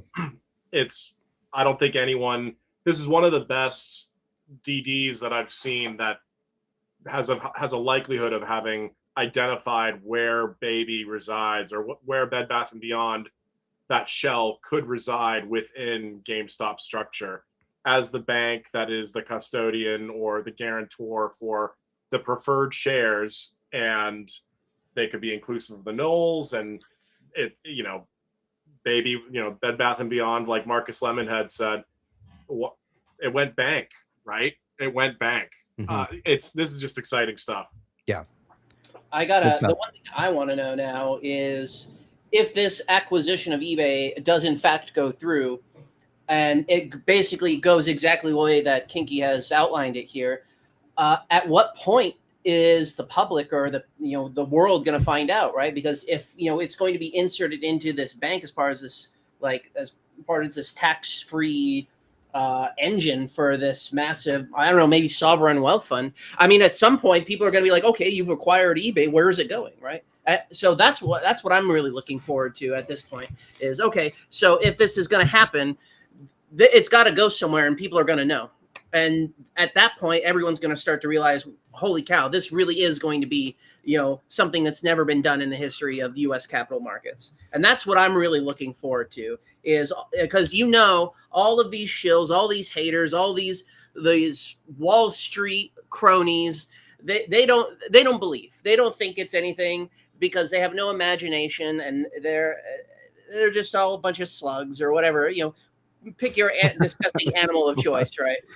Yeah. But and that's what I really want. I want their comeuppance to come for all this, and not just for them, but also for all the people who are diehard loyalists like us here, who believed in it, who did the hard work. That's what I want to see. So I feel like it's going to happen here, and I really like the way that Kinky has laid it out here. It really does. Like, this eBay does seem like the perfect engine for producing these profits and having the Knowles being used as a tax-free way to keep the government out of that. As and keep in mind too, Kinky is only highlighting the preferred shares, example of that. There's a whole slew of other things, units, warrants. I mean, other funding. I mean, there's so much here. This is not just cut and dry. GameStop's going to dilute, it's going to go, people keep saying it's going to go to 17, things like that. They're just not there. I don't see it. They're not just going to simply dilute. There's so many different avenues of financing that they could utilize here. This is why they set it up this way. And this is in fact why 2 years ago, in 2024, you started to see all these companies file these units from IEP, Chewy, Newell, GameStop, right? And these are the core companies I think that are going to come under this type of umbrella here. And it all is just very fascinating in my opinion. Right? Hundreds of retail companies of like high quality name brands that people are familiar with. Blockbuster will probably be there. Lego is going to be there. Macy's will be there. Toys R Us is probably going to be there. Rite Aid, all of these big, huge name brands. And I think Ryan Cohen has really made it very clear with this Power Pack thing that he's not just about digital, he's also about physical. So there's going to be some sort of deal going on with that. Now, what that exactly is, I'm not sure. There's been a couple of hints, right, with that little Toys R Us module that was in the Macy's. You guys remember that from years ago? Maybe we'll see something like that, or maybe these this conglomeration and larger stores. I'm not sure, but I'm really excited for it. This is really getting me really excited because I'm starting to see where he's going with this now, and I'm really excited to see some real action happening now. Go ahead, ABC. I was just going to say, what really excites me is this is a winning proposition for eBay too, right? Let's think about Amazon in a sense that it's a website with distribution centers. Well, eBay is a website and Wally mentioned, obviously the secondhand goods market, which is a huge industry alone. But then you bring into the new brand names and the new products too. Now you've got a full circle, a full vertical of products you can offer, both new and used and collectibles.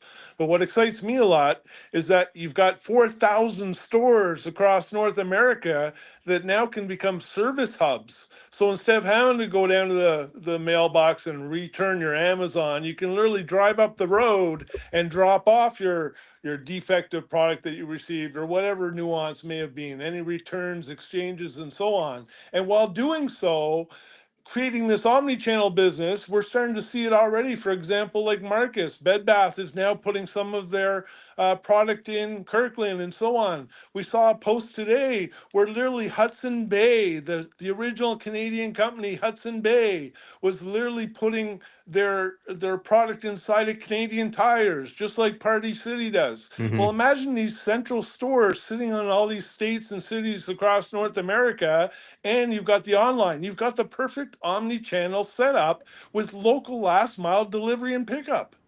And then we got also Flexport being the backbone of the shipping of all of this stuff and getting everything out there. Ryan Peterson said ever since this news came out, he's been talking about Ryan Cohen and making a lot of posts about it. And he's been pretty quiet, just keeping to himself, keeping his head down, doing his stuff at Flexport. But now, I mean, oh man.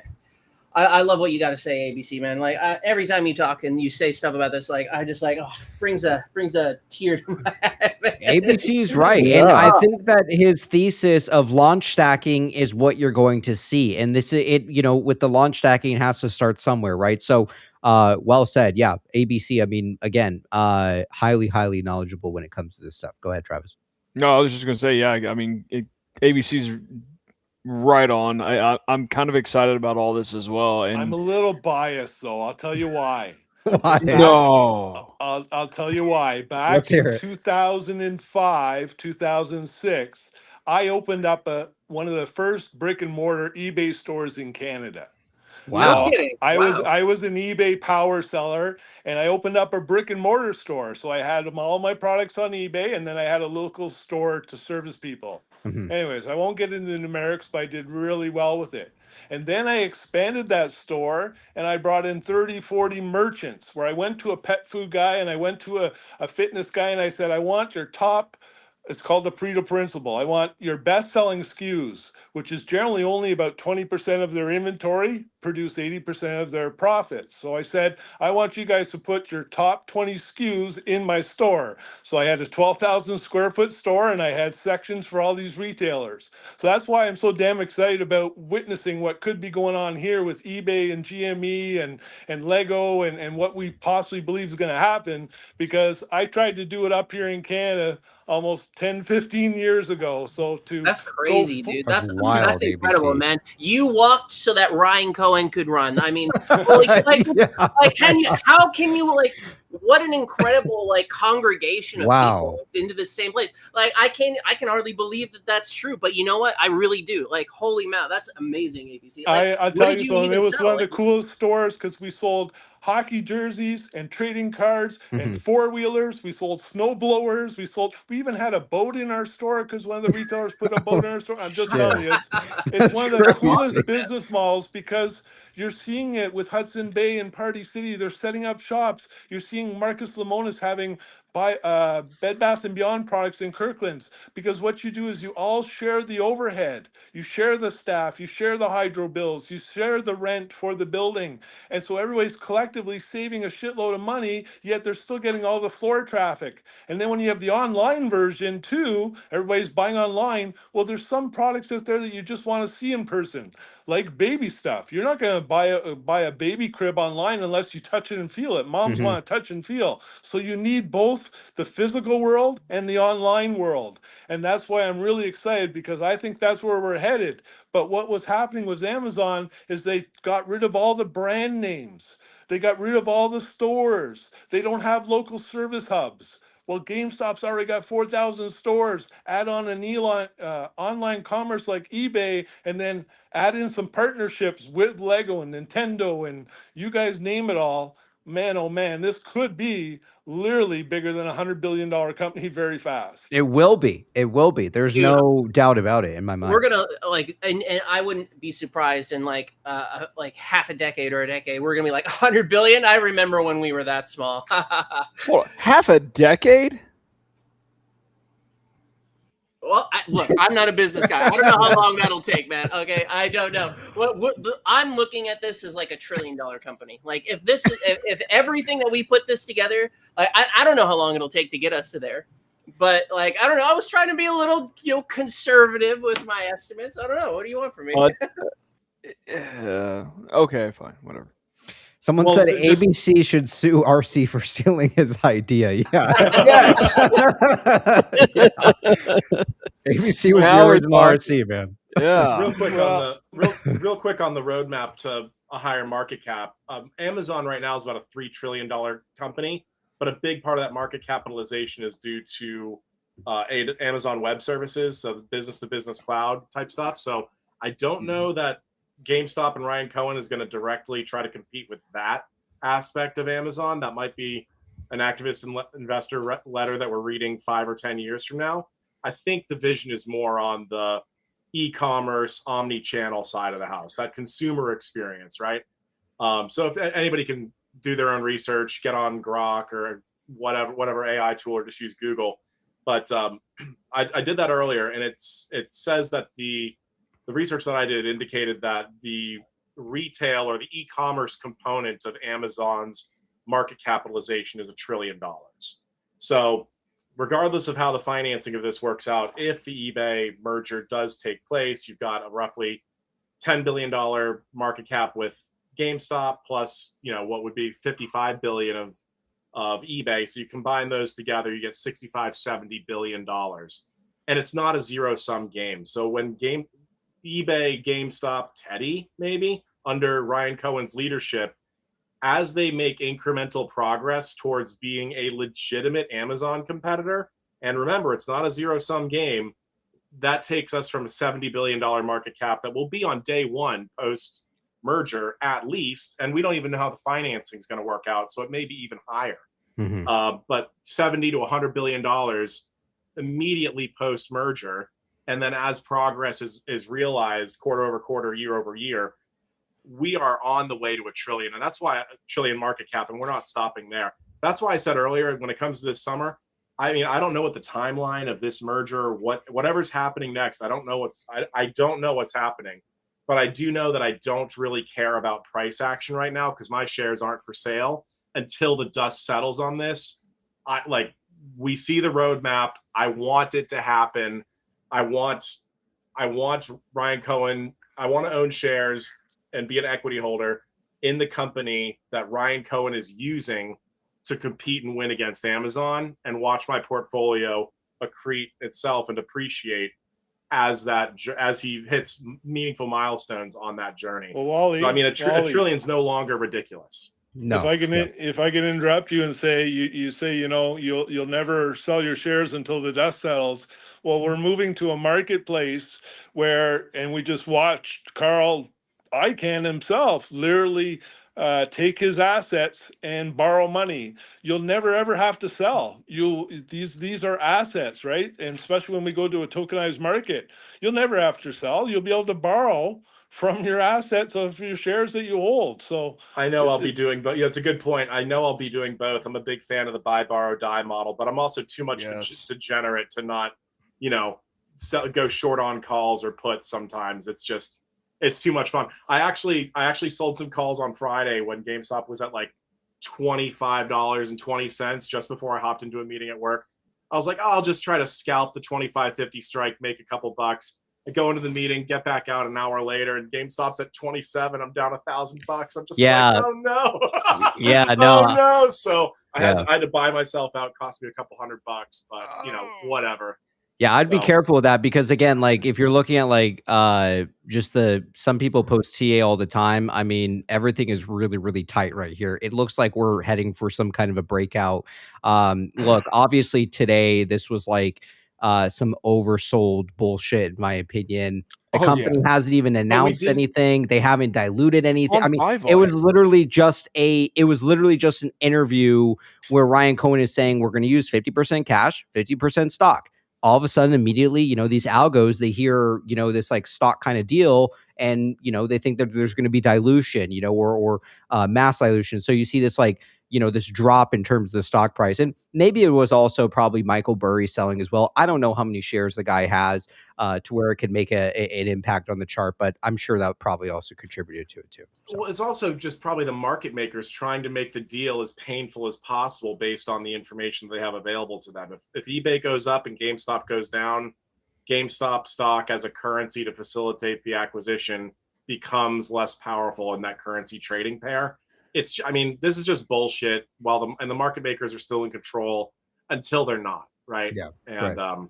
That's it. Yeah, we know that they fake and dilute and do all this, garbage. We've done hours and hours of DD how the whole market is fake. So I'm with Wally on this. I don't care about the stock prices. I don't watch the tickers or anything like that because I know that it's the house always wins, and so I'm just waiting for Ryan Cohen to get his do what he's come to do here. And I think we're all going to be very happy once we see the big reveal and everything really starts to come together. So yeah, no, the house always wins until it doesn't. I don't mind the dip, and in fact, I hope they continue to make it cheaper. I need more. Battle. Bonus season is right around the corner, so please just keep it low for me for another month. Right, I'll be cool with that. Yeah. Let's take a look here at Sal's post here. There was something interesting maybe some people had missed here. Sal says, interesting, a potential hurdle for Ryan Cohen's eBay venture. eBay is currently subjected to a 3-year deferred prosecution agreement with the U.S. Attorney's Office of the District of Massachusetts, something that maybe some people can take a look at this week. Stemming from a 2019 cyber stalking campaign, the DPA, which runs through January 2027, requires eBay to retain an independent compliance monitor. What it says here is eBay must tell the U.S. Attorney's Office at least 30 days before any such deal. The monitor acts as a de facto regulatory who could block a change of control if the buyer's corporate governance is deemed a threat to the DPA's remediation efforts. Now, keep in mind, this does not mean that we would have to wait till 2027. This just means that they would have to notify the correct parties if there is, in fact, a deal going through. And you can see it here, sale, merger, other change in corporate form of company.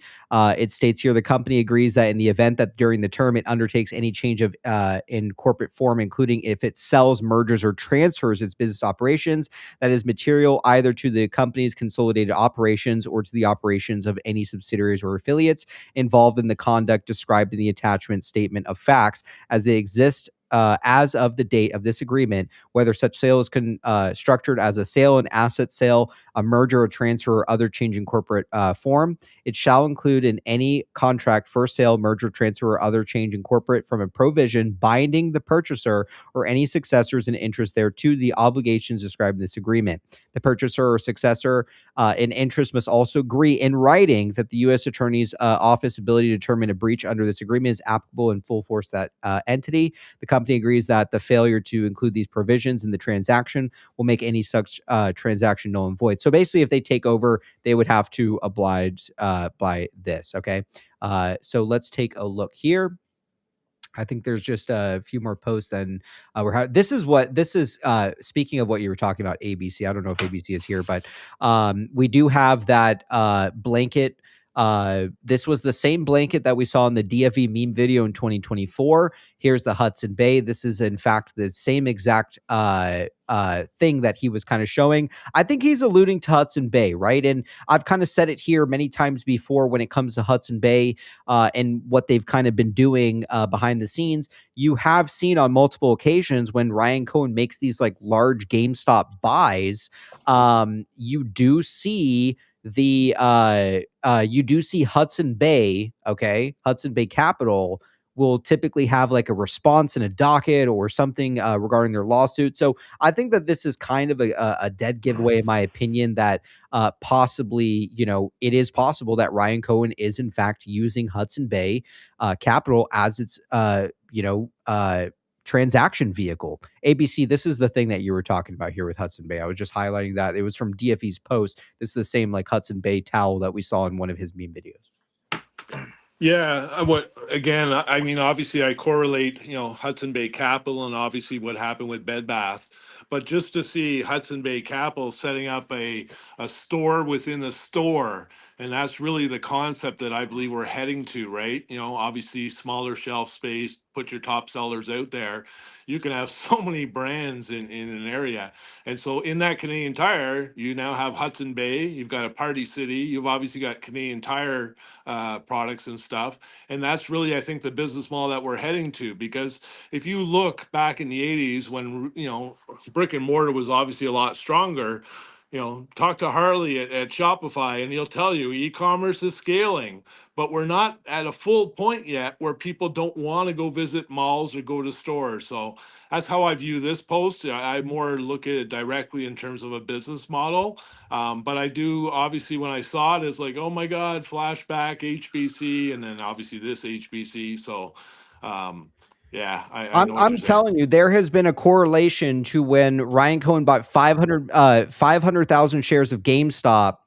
Like 10 minutes later, Hudson Bay Capital was responding in a docket, right, to their lawsuit. So I do think that it most certainly it's the only company involved in this thing, okay, that had access to the treasury and the shares and all this shit. That is all redacted. All that information is not even public. So to me, yes, if I had to take a wild guess, I would say it's probably likely that Hudson Bay Capital is a white hat, right? And I could be wrong on that fact. That's fine. I've seen, other companies, what they've kind of used, but typically Hudson Bay Capital is like this like third party type of firm that other entities or people will utilize, right? So again, I guess it depends on who's driving the ship at that point, which you got to ask. Yeah. To add to that, remember the HBC deal? They showed up on February 6th, I believe it was, right? February 6th of 2023. I think that was the day, or February 9th. Maybe it was February 9th. 7th, maybe. You're in the ballpark. You're right February there. 7th. It was the 7th. Yeah. It was the 7th. Oh, was it February 7th? Yeah. And then the deal concluded by the end of March, right? Yes. And I don't know if you guys remember that court document where they were doing the disposition on some of the board members and stuff, or was it the case itself, the HBC case with Goldberg? There was obviously some light shed in terms of how this HBC deal could have, in a sense, gained ownership of shares for a private party. And what really got me curious was on March 30th of 2023, literally 24 days before bankruptcy, there was about 12 or 14 institutions that held preferred shares and were cashed out on March 30th at an average of $427.10 a share. Now, the stock price on that day of March 30th was 42 cents. So that almost confirms that these 12 institutions were holding preferred shares because the preferred shares are grouped in 1,000, right? Well, 42 cents on March 30th times 1,000 is 427. So then if you look at that scenario going, woo, some institutions could have been holding. And then if you look at the disposition, the guy literally said in court, there's no way that the board would have known if HBC was buying for a private buyer or not, because he could have had institutions hold all these shares. And then suddenly March 30th, a lot of them were cashed out. So I believe HBC is certainly a white hat. I believe the main media and the market out there mistook a private offering or mistook a public offering and did not look at the fine print saying that they could sell this privately, and they expected dilution in a death spiral, and that's not what happened in my opinion. I think you're right. Yeah, I think it was in fact it was kind of presented this way, I think, to give maybe and look, it sounds as crazy as it sounds, most likely all of us an opportunity to buy at like these like crazy lows, right? So it is all very telling. And I agree with ABC. It's taken me a long time. I've always been kind of 50-50 on it. I think I am convinced at this point in time that Ryan Cohen is using, this is my final guess, that he is using HBC as that transaction vehicle. Real quick, we got a post here from Alpha State. Butterfly 1-to-1. eBay currently has approximately 444 million shares outstanding. We have a post here from Realize right under it. Back in November of 2025, 444 million shares. We have only the young from Pulte, 4:44 p.m. Just a little tinfoil sprinkled in there for you fellas out there. All right, let's take a look here. There's just maybe like just a few, just a couple quick ones on the way out here, and then we'll start wrapping up the show here. I got some also other little just a little tidbit tinfoils as well to share. So yes. Okay. Real quick, since we're on the topic of Alpha State, there was actually another post here from Alpha State, including Greg, which I thought this comment was interesting. I'm sure you guys probably saw it. Greg, Ryan, DM me quick. I know how you can get it for free. And he's referencing eBay. He's saying, Ryan, let me know. I think I know how you can get it for free. And some people have speculated that this is possibly DFV behind this account. What if Greg is Keith Gill, Roaring Kitty's alt account? There's possibly a sophisticated capital structure hack that makes acquiring eBay feel free.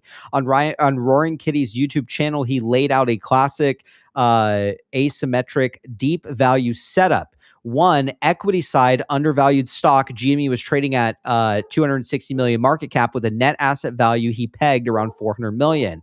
Number two, debt side capital structure hack. GameStop had bonds due in 2021 trading at a deep discount, 87 cents on the dollar. Gill explicitly pointed out that the company could use rising cash flow to repurchase its own debt at a discount. Number three, options wizardry, the leverage multiplier. Instead of just buying shares, he put most of his $53,000 in long-dated call options, $8 strikes to be exact, with 2021 expirations when the stock was only $4. This gave him a massive leverage on the equity upside while capping his downside to the premium paid. Maybe GME didn't just buy a plain 5% stake in eBay with cash. They used derivative swaps options starting back in February of 2026. The quiet 5% stake play. In RK's original GME thesis, he did the exact same thing. Long-dated calls, options plus deep understanding of how equity, debt, and derivatives interact to create a asymmetric downside. And I want to add, RC did this exact thing with Bed Bath & Beyond with his $80 call options that you guys remember in January, where he kind of amassed this large position as well. So this is not really new to them. GME's cheap equity plus debt discount in 2020, supercharged with long-dated options, now scaled up to a multi-billion-dollar M&A context with eBay. Here's the tweet from Greg. Ryan, DM me quick. I know a way how you can get it for free. Wow. I got to say, interesting stuff. Real quick, there was, I just really want to quickly cover this. Here's Sultan Al-Madid saying the Gameshire Bathway. I know we covered it lightly earlier. We also have Citizen who has posted this from Pulte, Gameshire Bathway, 24th of May, 2024. I reiterate Gameshire Bathway. And it gets even more interesting here when you actually take a look at Sultan Al-Madid. He's talking about Pokemon cards now, things like that. But the thing I found interesting was this right here. And it's basically this thing he had shared where it says, we'll buy eBay half cash, half GME stock. And who's leading the deal? Sultan. Wow. I mean, you know, it's pretty clear here that the guy has a shit ton of money. Most likely is the one behind, you know, that bond deal that we had seen with the 0% interest and things like that. So I think Sultan Al-Madid is playing a major role here when it comes to this stuff. Looks like Kinky actually just got here. Kinky, let me know if you want to jump on the show. We'll pull you in here real quick. I'm just trying to get through a couple of these posts here, and then we'll let some people give some closing thoughts. Number one twice, I know Anathera had some tinfoil with RC Corey, which we will look at. And I think Travis on the way out had something to do with options. Number one twice prediction, the third-party equity financing will come from the Qatari / sovereign wealth fund in the form of a 0% loan in exchange for executable warrants at 32 strikes and above. It says this will protect GameStop shareholders from short-term dilution is what he's saying. And he has that snippet snippet down there where it's talking about the third-party equity as well, which again, it's a likely thing that it most likely is in fact going to be Sultan Al-Madid. This was an interesting post as well. It actually had to do with Volkswagen. Let me just close out some of these tabs here so they don't slow things down. This was another post here from Sneed. It says here about the GameStop M&A that's right ahead of us. This was posted, I think, on 4chan, 50426 from Anonymous. It says, this is what happened the last time a weird merger occurred with a heavily shorted company. And what you're looking at is the short squeeze of Volkswagen, where it ran to $1,000+ per share. $1,000 is price anchoring, by the way. Just so we're clear. Yes. Yeah. No, I have a PT of over $1 million when it comes to GameStop. And even then I'm not going to sell because look, if everyone is collectively saying that Ryan Cohen's going to be, the next Warren Buffett, Berkshire Hathaway, why the fuck would I sell here? Right. So long as we're getting cash equity from the side of Bed Bath & Beyond, I can, triple down on my GameStop position once that occurs and hold for the next decade or longer and most likely become a billionaire myself, man. So, again, some people didn't believe that, Warren Buffett would make them billionaires, but it happened. It all comes down to believing in someone. And there was a video I had posted. I can't remember the gentleman's name, but he invested in Warren Buffett when Warren Buffett was 23 years old, right? 25. And sure enough, became mega rich, man, because he believed in the guy. So I don't know about you guys, but I fully believe in Ryan Cohen. I'm going to play this real quick clip from Z. This was also a really good post pertaining to the eBay, PayPal stuff. It says Uncle Carl talking about unlocking the hidden value in the eBay Jewel PayPal. Sure sounds like Ryan Cohen talking about baby in his letter to Bed Bath & Beyond. There is a 0 chance that these guys aren't working together. Is this the Casey shuffle? Did they trade plays, send RC after eBay while he takes over Bed Bath & Beyond? I'm stoned and retarded, so do with this what you will. Feels like we're just getting started. Let's just play this clip just real quick. I think eBay is in that situation. They got a jewel in PayPal. It's a jewel. It controls the online merchants. Not controls them. They get along and they have a great thing going with the two of them. But that can't last forever. And now somebody would love to buy them, I would believe. And this is what they should be exploring. Okay, they waited too long to do the spin-off. Great thing to do, and they should keep moving on that. But they should also explore a sale. And a lot of people be naysayers. I mean, they're always, saying, "Oh, you're wrong. But over the years, look at our record and look what we brought to the shareholders. So I think that's a great point here. So, and I really, really like the idea of them trading plays. I never once thought about this. Yes, go ahead, Travis. Sorry. No, run it back one more time. Sure. There may have been a slip of a tongue here. Run it back. ABC, can you believe that? Could you imagine that these two, they're meeting together November of 2022, and they decide to trade plays here? I mean, talk about a Casey shuffle, man. You're muted. Yeah, I mean, again, this is a lot bigger than just GME, in my opinion. Obviously we're all fanatics of Ryan Cohen and what he's done with Chewy and what he's done with GameStop. And then he obviously went after the Bed Bath & Beyond situation. And now he's on to eBay. If you kind of connect all those dots, there's something being built. But it takes more than just one guy. It takes an army, right? It takes a lot of capital, but it also takes a lot of brands. And so, this idea of that, what if Carl's after the old shell and Ryan's after eBay? If you follow the money and you really dig deep, we've all speculated for a long time now that it's more than just Ryan Cohen. And we think there's quite a few people involved, whether it be the richest man on the planet and other smart businessmen out there. Don't forget, Carl Icahn he said it right at the end of the interview. He humbly said it, but he has made over $1 trillion for his shareholders in his past business acquisitions. The gentleman, I forget his age right now. What is he? 88? 80, yeah, almost 89? 89. Yeah. Yeah. and he's got his son Brett. He's going to pass the keys on to Brett, Yes. but he's going to leave his stamp before he leaves. This gentleman is a legacy of Wall Street, and he's still not done. He's still not done. Well said. Yeah, no, I agree fully. You know, we still don't know what these guys had discussed back in 2022. I'll replay this for you one more time, Travis. I think eBay is in that situation. They got a jewel in PayPal. It's a jewel. It controls the online merchants. Not controls them. They get along and they have a great thing going with the two of them. But that can't last forever. And now somebody would love to buy them, I would believe. And this is what they should be exploring. Okay, they waited too long to do the spin-off. Great thing to do, and they should keep moving on that. But they should also explore a sale.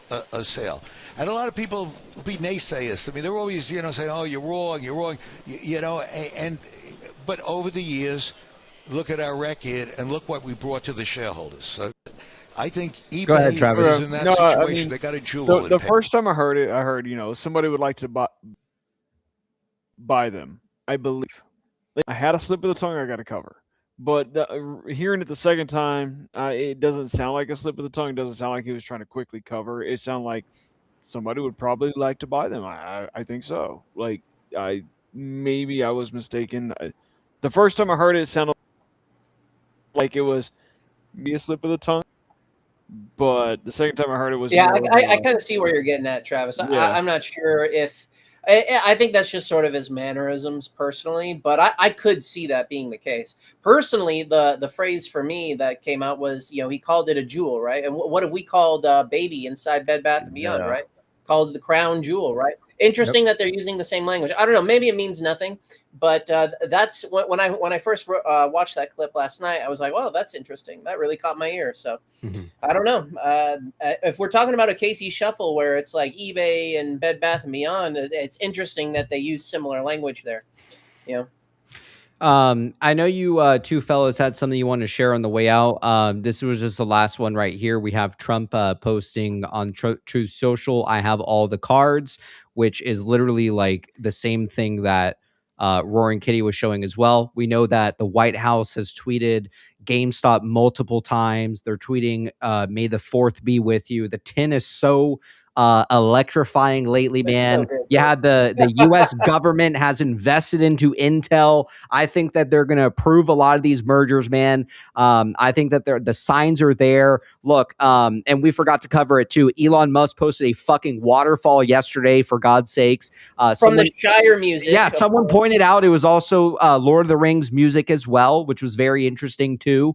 And there's so many signals and so many signs that are coming out now that this is finally the time. And, keep in mind, in less than 11 days, Jerome Powell is going to be replaced by Kevin Warsh, right? So things are looking good, man. And this is breaking news. I just caught this up. President Trump has announced that the moment the Clarity Act hits his desk, he's going to sign it. And I did confirm that with multiple sources. So if this digital stuff really is going to be a part of it, I mean that's it. People are just dying, waiting for this thing to be passed and get it signed off on it. And the DTCC also has announced that they will start allowing trading of tokenized securities sometime in July of this year. All right, good stuff. Good stuff. Yeah, well, no, fuck the DTCC. I mean. Yeah, fuck them. But I mean, I'm sorry, but after decades of all this SRO stuff and nope, we're good, just trust us, and nothing's coming out, and all of a sudden you have all these lawsuits coming forth that are actually proving that they could be in trouble. You got Genius Quantum, you got, oh god, I'm forgetting the third one, MMTLP. Yeah. Oh, yeah. Other great, lawsuits that are finally shining light on the darkness. To the MMTLP army, keep fighting. I mean, keep fighting the good fight. Gosh. Yeah. I'm And- sorry. I'm a little hot about some of this. I just want to say that. No, dude, I share the exact same sentiment. My only point is that the old guard are trying to move on it. It's clear that the tides are shifting in this direction. And for Yes. us people who are excited about that, who have been calling this out for years, this is what we want to see, right? Well, like, I don't care about the DTCC, and soon they're going to be just a bad memory. But I don't know. The whole situation is finally moving in the right direction. And well said. You said it better than I could, because I'm just at a loss for words about, like, there's excitement here, but also I have to be very temperamental about about that excitement that still going to. And so very well said, Anathera. Yeah. Okay, Hanky says Lord of the Rings is a trilogy as well. There's another 3 signal for you fellas out there. Well, I mean, you can't make this shit up. Real quick, Kinky Sex came backstage here. He said, "Hey, PP, I'm driving and listening to you. That Alpha State post where it says shows the 444 million matches my 444 million depository share count exactly. Yes, it does. Well said at PP. You see what I said though. eBay shares match a 1-to-1 with the math for the depository shares. Yes, it was an excellent post, Kinky. I don't know how much you caught of me commenting on it. It was fantastic, and that is just one example of the preferred side. I would love to see you break down all the financing structures that you think, because you can do a lot from the warrants to the units to everything else. So just the fact that you've written that up just based off the preferred stock, fantastic, Kinky. Hats off to you, my man. All right, what are we looking at here, Anathera? We got about 5 minutes, and we're going to wrap up here, and then Travis has something to share on the way out with some options. All right, perfect. Let's This hear is it. just a bunch of tinfoil that I've been collecting over the past few days. I keep track of all this sort of stuff, so this is all going to be like really small, really quick. Sure. So Realize posted. This is all stuff from all the way back in 2022. We've got RC Corey, which I know that you watch that. You keep an eye on that account. And look at this. It says, someone will say this is the perfect time to have a glass of whiskey.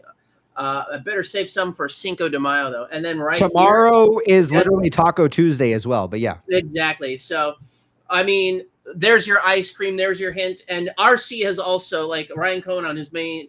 I don't know if this is actually Ryan Cohen's alt account. I think it is personally. But in his main account, he's also done, the Ola thing. If any of you guys remember that from like years and years ago. I've got some other good tinfoil that I really wanted to share here. So let me just go ahead and share that real quick. Taco Tuesday. Shout out Moon Knight. Where's Moon Knight at? I know he's out in the chat somewhere. Yeah, here we go. All right. So this is interesting right here. Ultimator 2 here says he's showing that between May 1st and May 15th, we have 10 more 6-year echoes arrive from the massive April-May 2020 FTD cascade. So that's another thing that's pointing to tomorrow right now. Oh, yeah, the FTDs. Yes. Yeah. And I've heard some people say that there's been some massive XRT FTDs happening recently. So maybe that's also going to pile on to it. I mean, I don't know. Every single time we've thought, oh, something's going to happen, it hasn't. But, I mean, who knows at this point? Mm-hmm. We have this little post right here. When we see here that Michael Burry sold his position. And it's like, I don't know, there's a connection here with this. Like, we all went through Roaring Kitty's movie way back 2 years ago when it happened. And like, we're trying to figure out, and I don't know, I feel like that this is kind of what we're looking at here. I find it so hard to believe that Michael Burry sells his entire position in GameStop based off something that hasn't even fucking happened yet, man. Dude, like, it's so bizarre, right? What is this guy talking about? If you ask me, this is all just a deception. This is mind games that are happening right now. This must is an be advanced game that's going on. It has and to I don't know what's like who's on what side or how this plays out, but all I know is that right before the massive squeeze run up in 2021, he did the exact same thing. We talked about that already today, but like that's got me really excited. Good stuff. This also from Sneed, as far as tinfoil goes, has got me really pumped up as well. So like we have this. You remember 665 Trump? Yeah. Yes. Yep. And then if let me see if I can zoom in here a little bit better.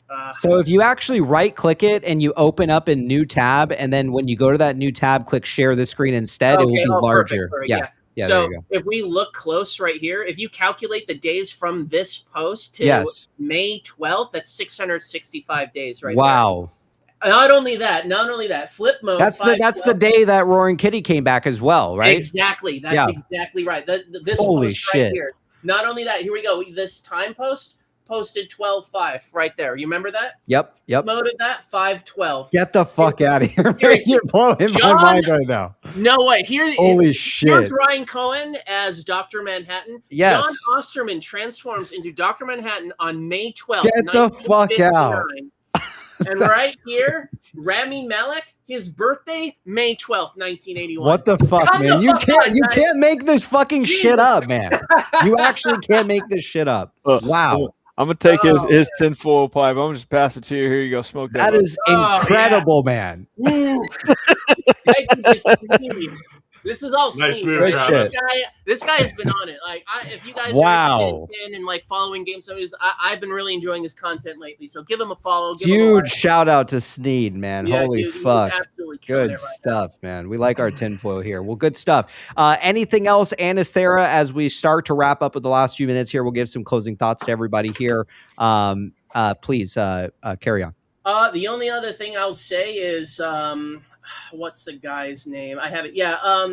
Stock Markets with Bruce. If you guys know, he's the older gentleman who was talking about, that he thought that warrants would be a good thing. And then when they came out, he did a great analysis of the warrants when they were finally released. He has just dropped a new little snippet video here. Actually, I'll just share it right here. I got this from Maddie Hatter, one of my friends here on X. Sure, it's a minute long. Go ahead and play it. Oh, can you hear it? Sale now. Yep. Go ahead. Yep, we can hear it. Okay, let me get the volume up. This stock is going to go higher than the $27 it closed at on Friday night.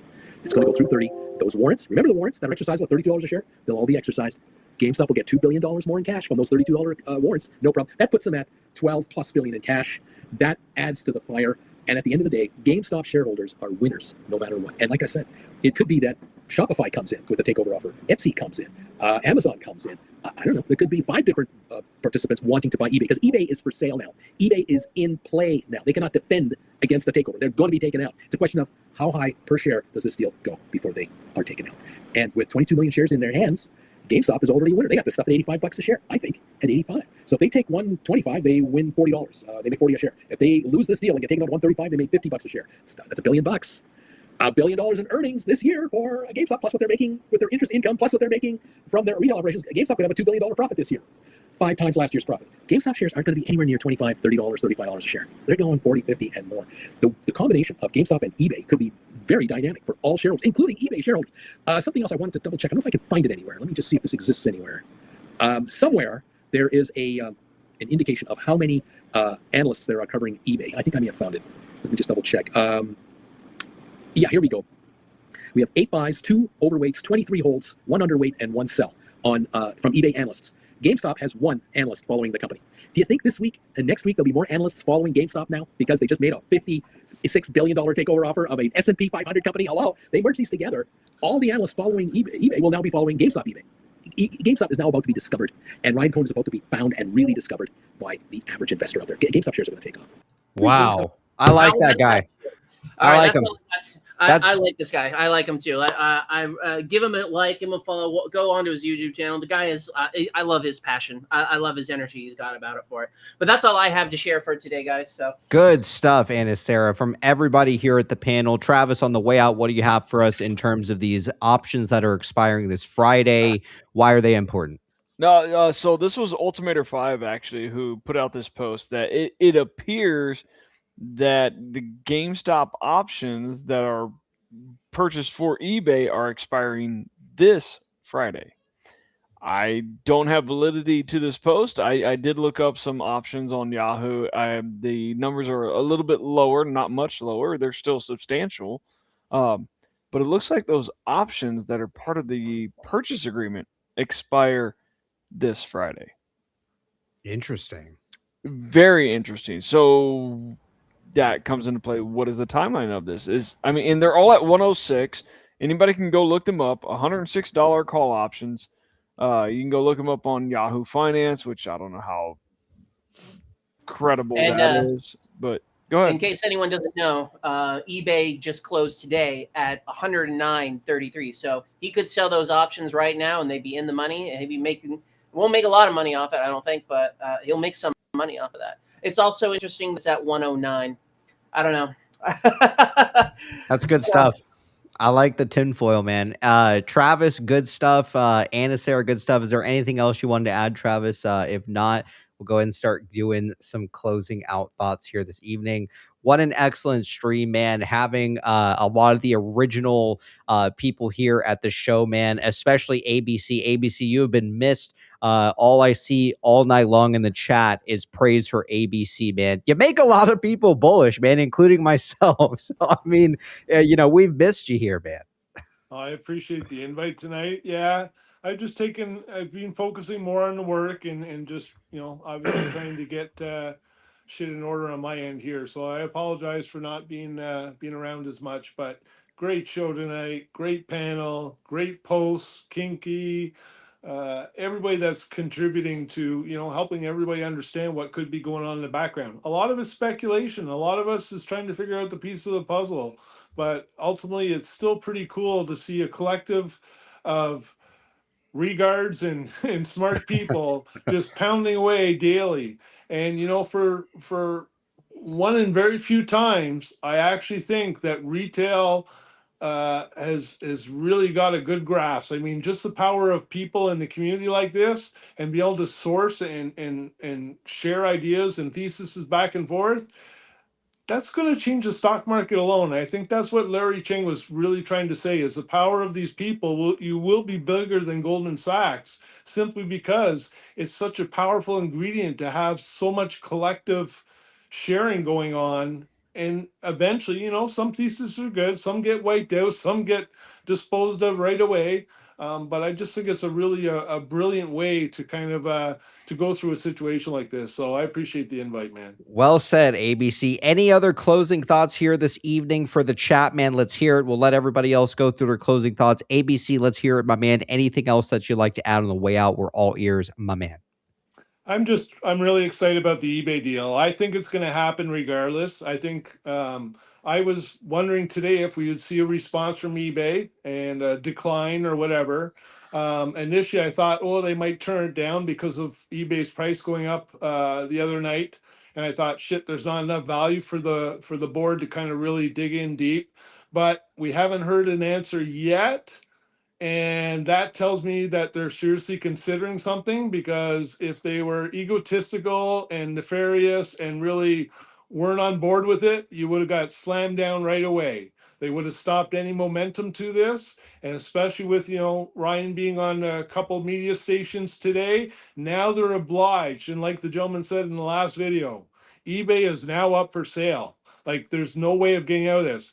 And I'm sure, I don't know if some of you saw the post I did on that, the fact that there is no poison pill in the eBay charters.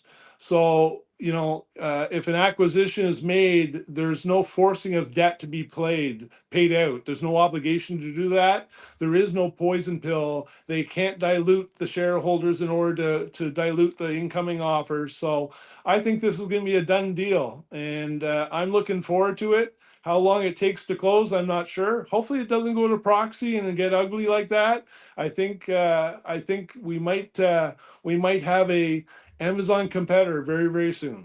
Right on. All right. Well, you heard it from ABC here at the PP Show. Chat, let's get some love for ABC on his way out. ABC, it's always a pleasure, man. Hope to see you on some more future episodes, man. It's like, again, I was talking to Mrs. PP about it earlier today. It's like, whenever I had started the PP Show, you were like one of the first people to come on, and it feels like the old times again. So ABC, enjoy the rest of the night.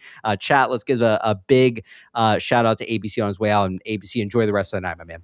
Cheers, guys. Good to see you all. Take care. Love you, man. Take Cheers, care. man. Bye. All right, let's hear it from Anathera. What do you have for us? What do you have for the chat on our way out this evening? Let's hear it, my man. So, I mean, if you've been paying attention to the world situation, it's looking pretty ugly in a lot of places. And maybe, things have been tough for you out there. If you have been a regular, I just wanted to say that there is a silver lining. There is hope on the horizon. And this is where I see it right here. We're going to go through with this, and we're going to take the money that we're going to get from this. We're going to help rebuild our country and make America great again. And it's going to be absolutely amazing. And we're all going to do well and make it. And I'm so looking forward to meeting so many of you in person. And PP, I better have a spot for that barbecue, buddy, because you bet you can't stop me from going there, buddy. PP Estates, man. We're going to have a barbecue, whiskey, man. We'll have a helipad for Pulte to fly in, man. It's going to be fucking awesome. Anathera, enjoy the rest of the night. Chat, let's get some love for Anathera on the way out, and we'll see you next time, man. Love you, fellas. Take care. Take care, man. All right, let's hear it from Wallybuck. Wally, let's hear it, my man. What do you have for the good people at home on our way out this evening? It just feels good for there to be some news again, something big to chew on.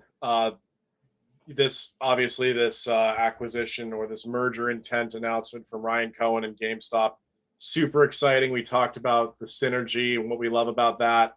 But I think there's also upside if for whatever reason it doesn't work out, like on Uncle Bruce's video.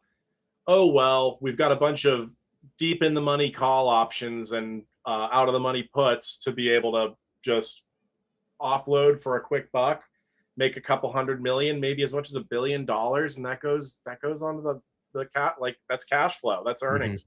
That's profits. So, and then what's the next target, right? I do hope it is eBay for a lot of the reasons we talked about here earlier. And can't wait to see how Bed Bath & Beyond DK Butterfly fits into the mix. I was really excited to see that this resurgence of news happened to coincide with a 3-year anniversary date of something to do with Bed Bath & Beyond. I don't understand everything that's going on. It's very complex, thousands of dockets, the best lawyers in the world, miles of redactions. I don't fucking know what's going on, but I feel good about what I bought. I feel good about having held it into cancellation, and a best case scenario would be if Bed Bath & Beyond is somehow, if GameStop carried that into cancellation as well. So what if it is that, there's a fraud settlement, there's several dozen $1 billion in a trust because of malfeasance from JP Morgan and some other financiers. What if Bed Bath & Beyond comes back and, for however many shares are actually outstanding, that would be where the fraud settlement goes. That's where that's that source of funding. And then all the naked shorts, all those synthetic shares that are sitting in people's accounts, the broker dealer networks are on the hook for that. So I mean, this could be trillions of hundreds of billions, if not trillions of dollars of cash showing up. And I really feel like we would, as bobbies, we'd be direct beneficiaries of that outcome, obviously. But to have GameStop be a direct beneficiary, and then us GameStop or GameShare Bathway shareholders be able to be a secondary beneficiary because, oh, what do you know?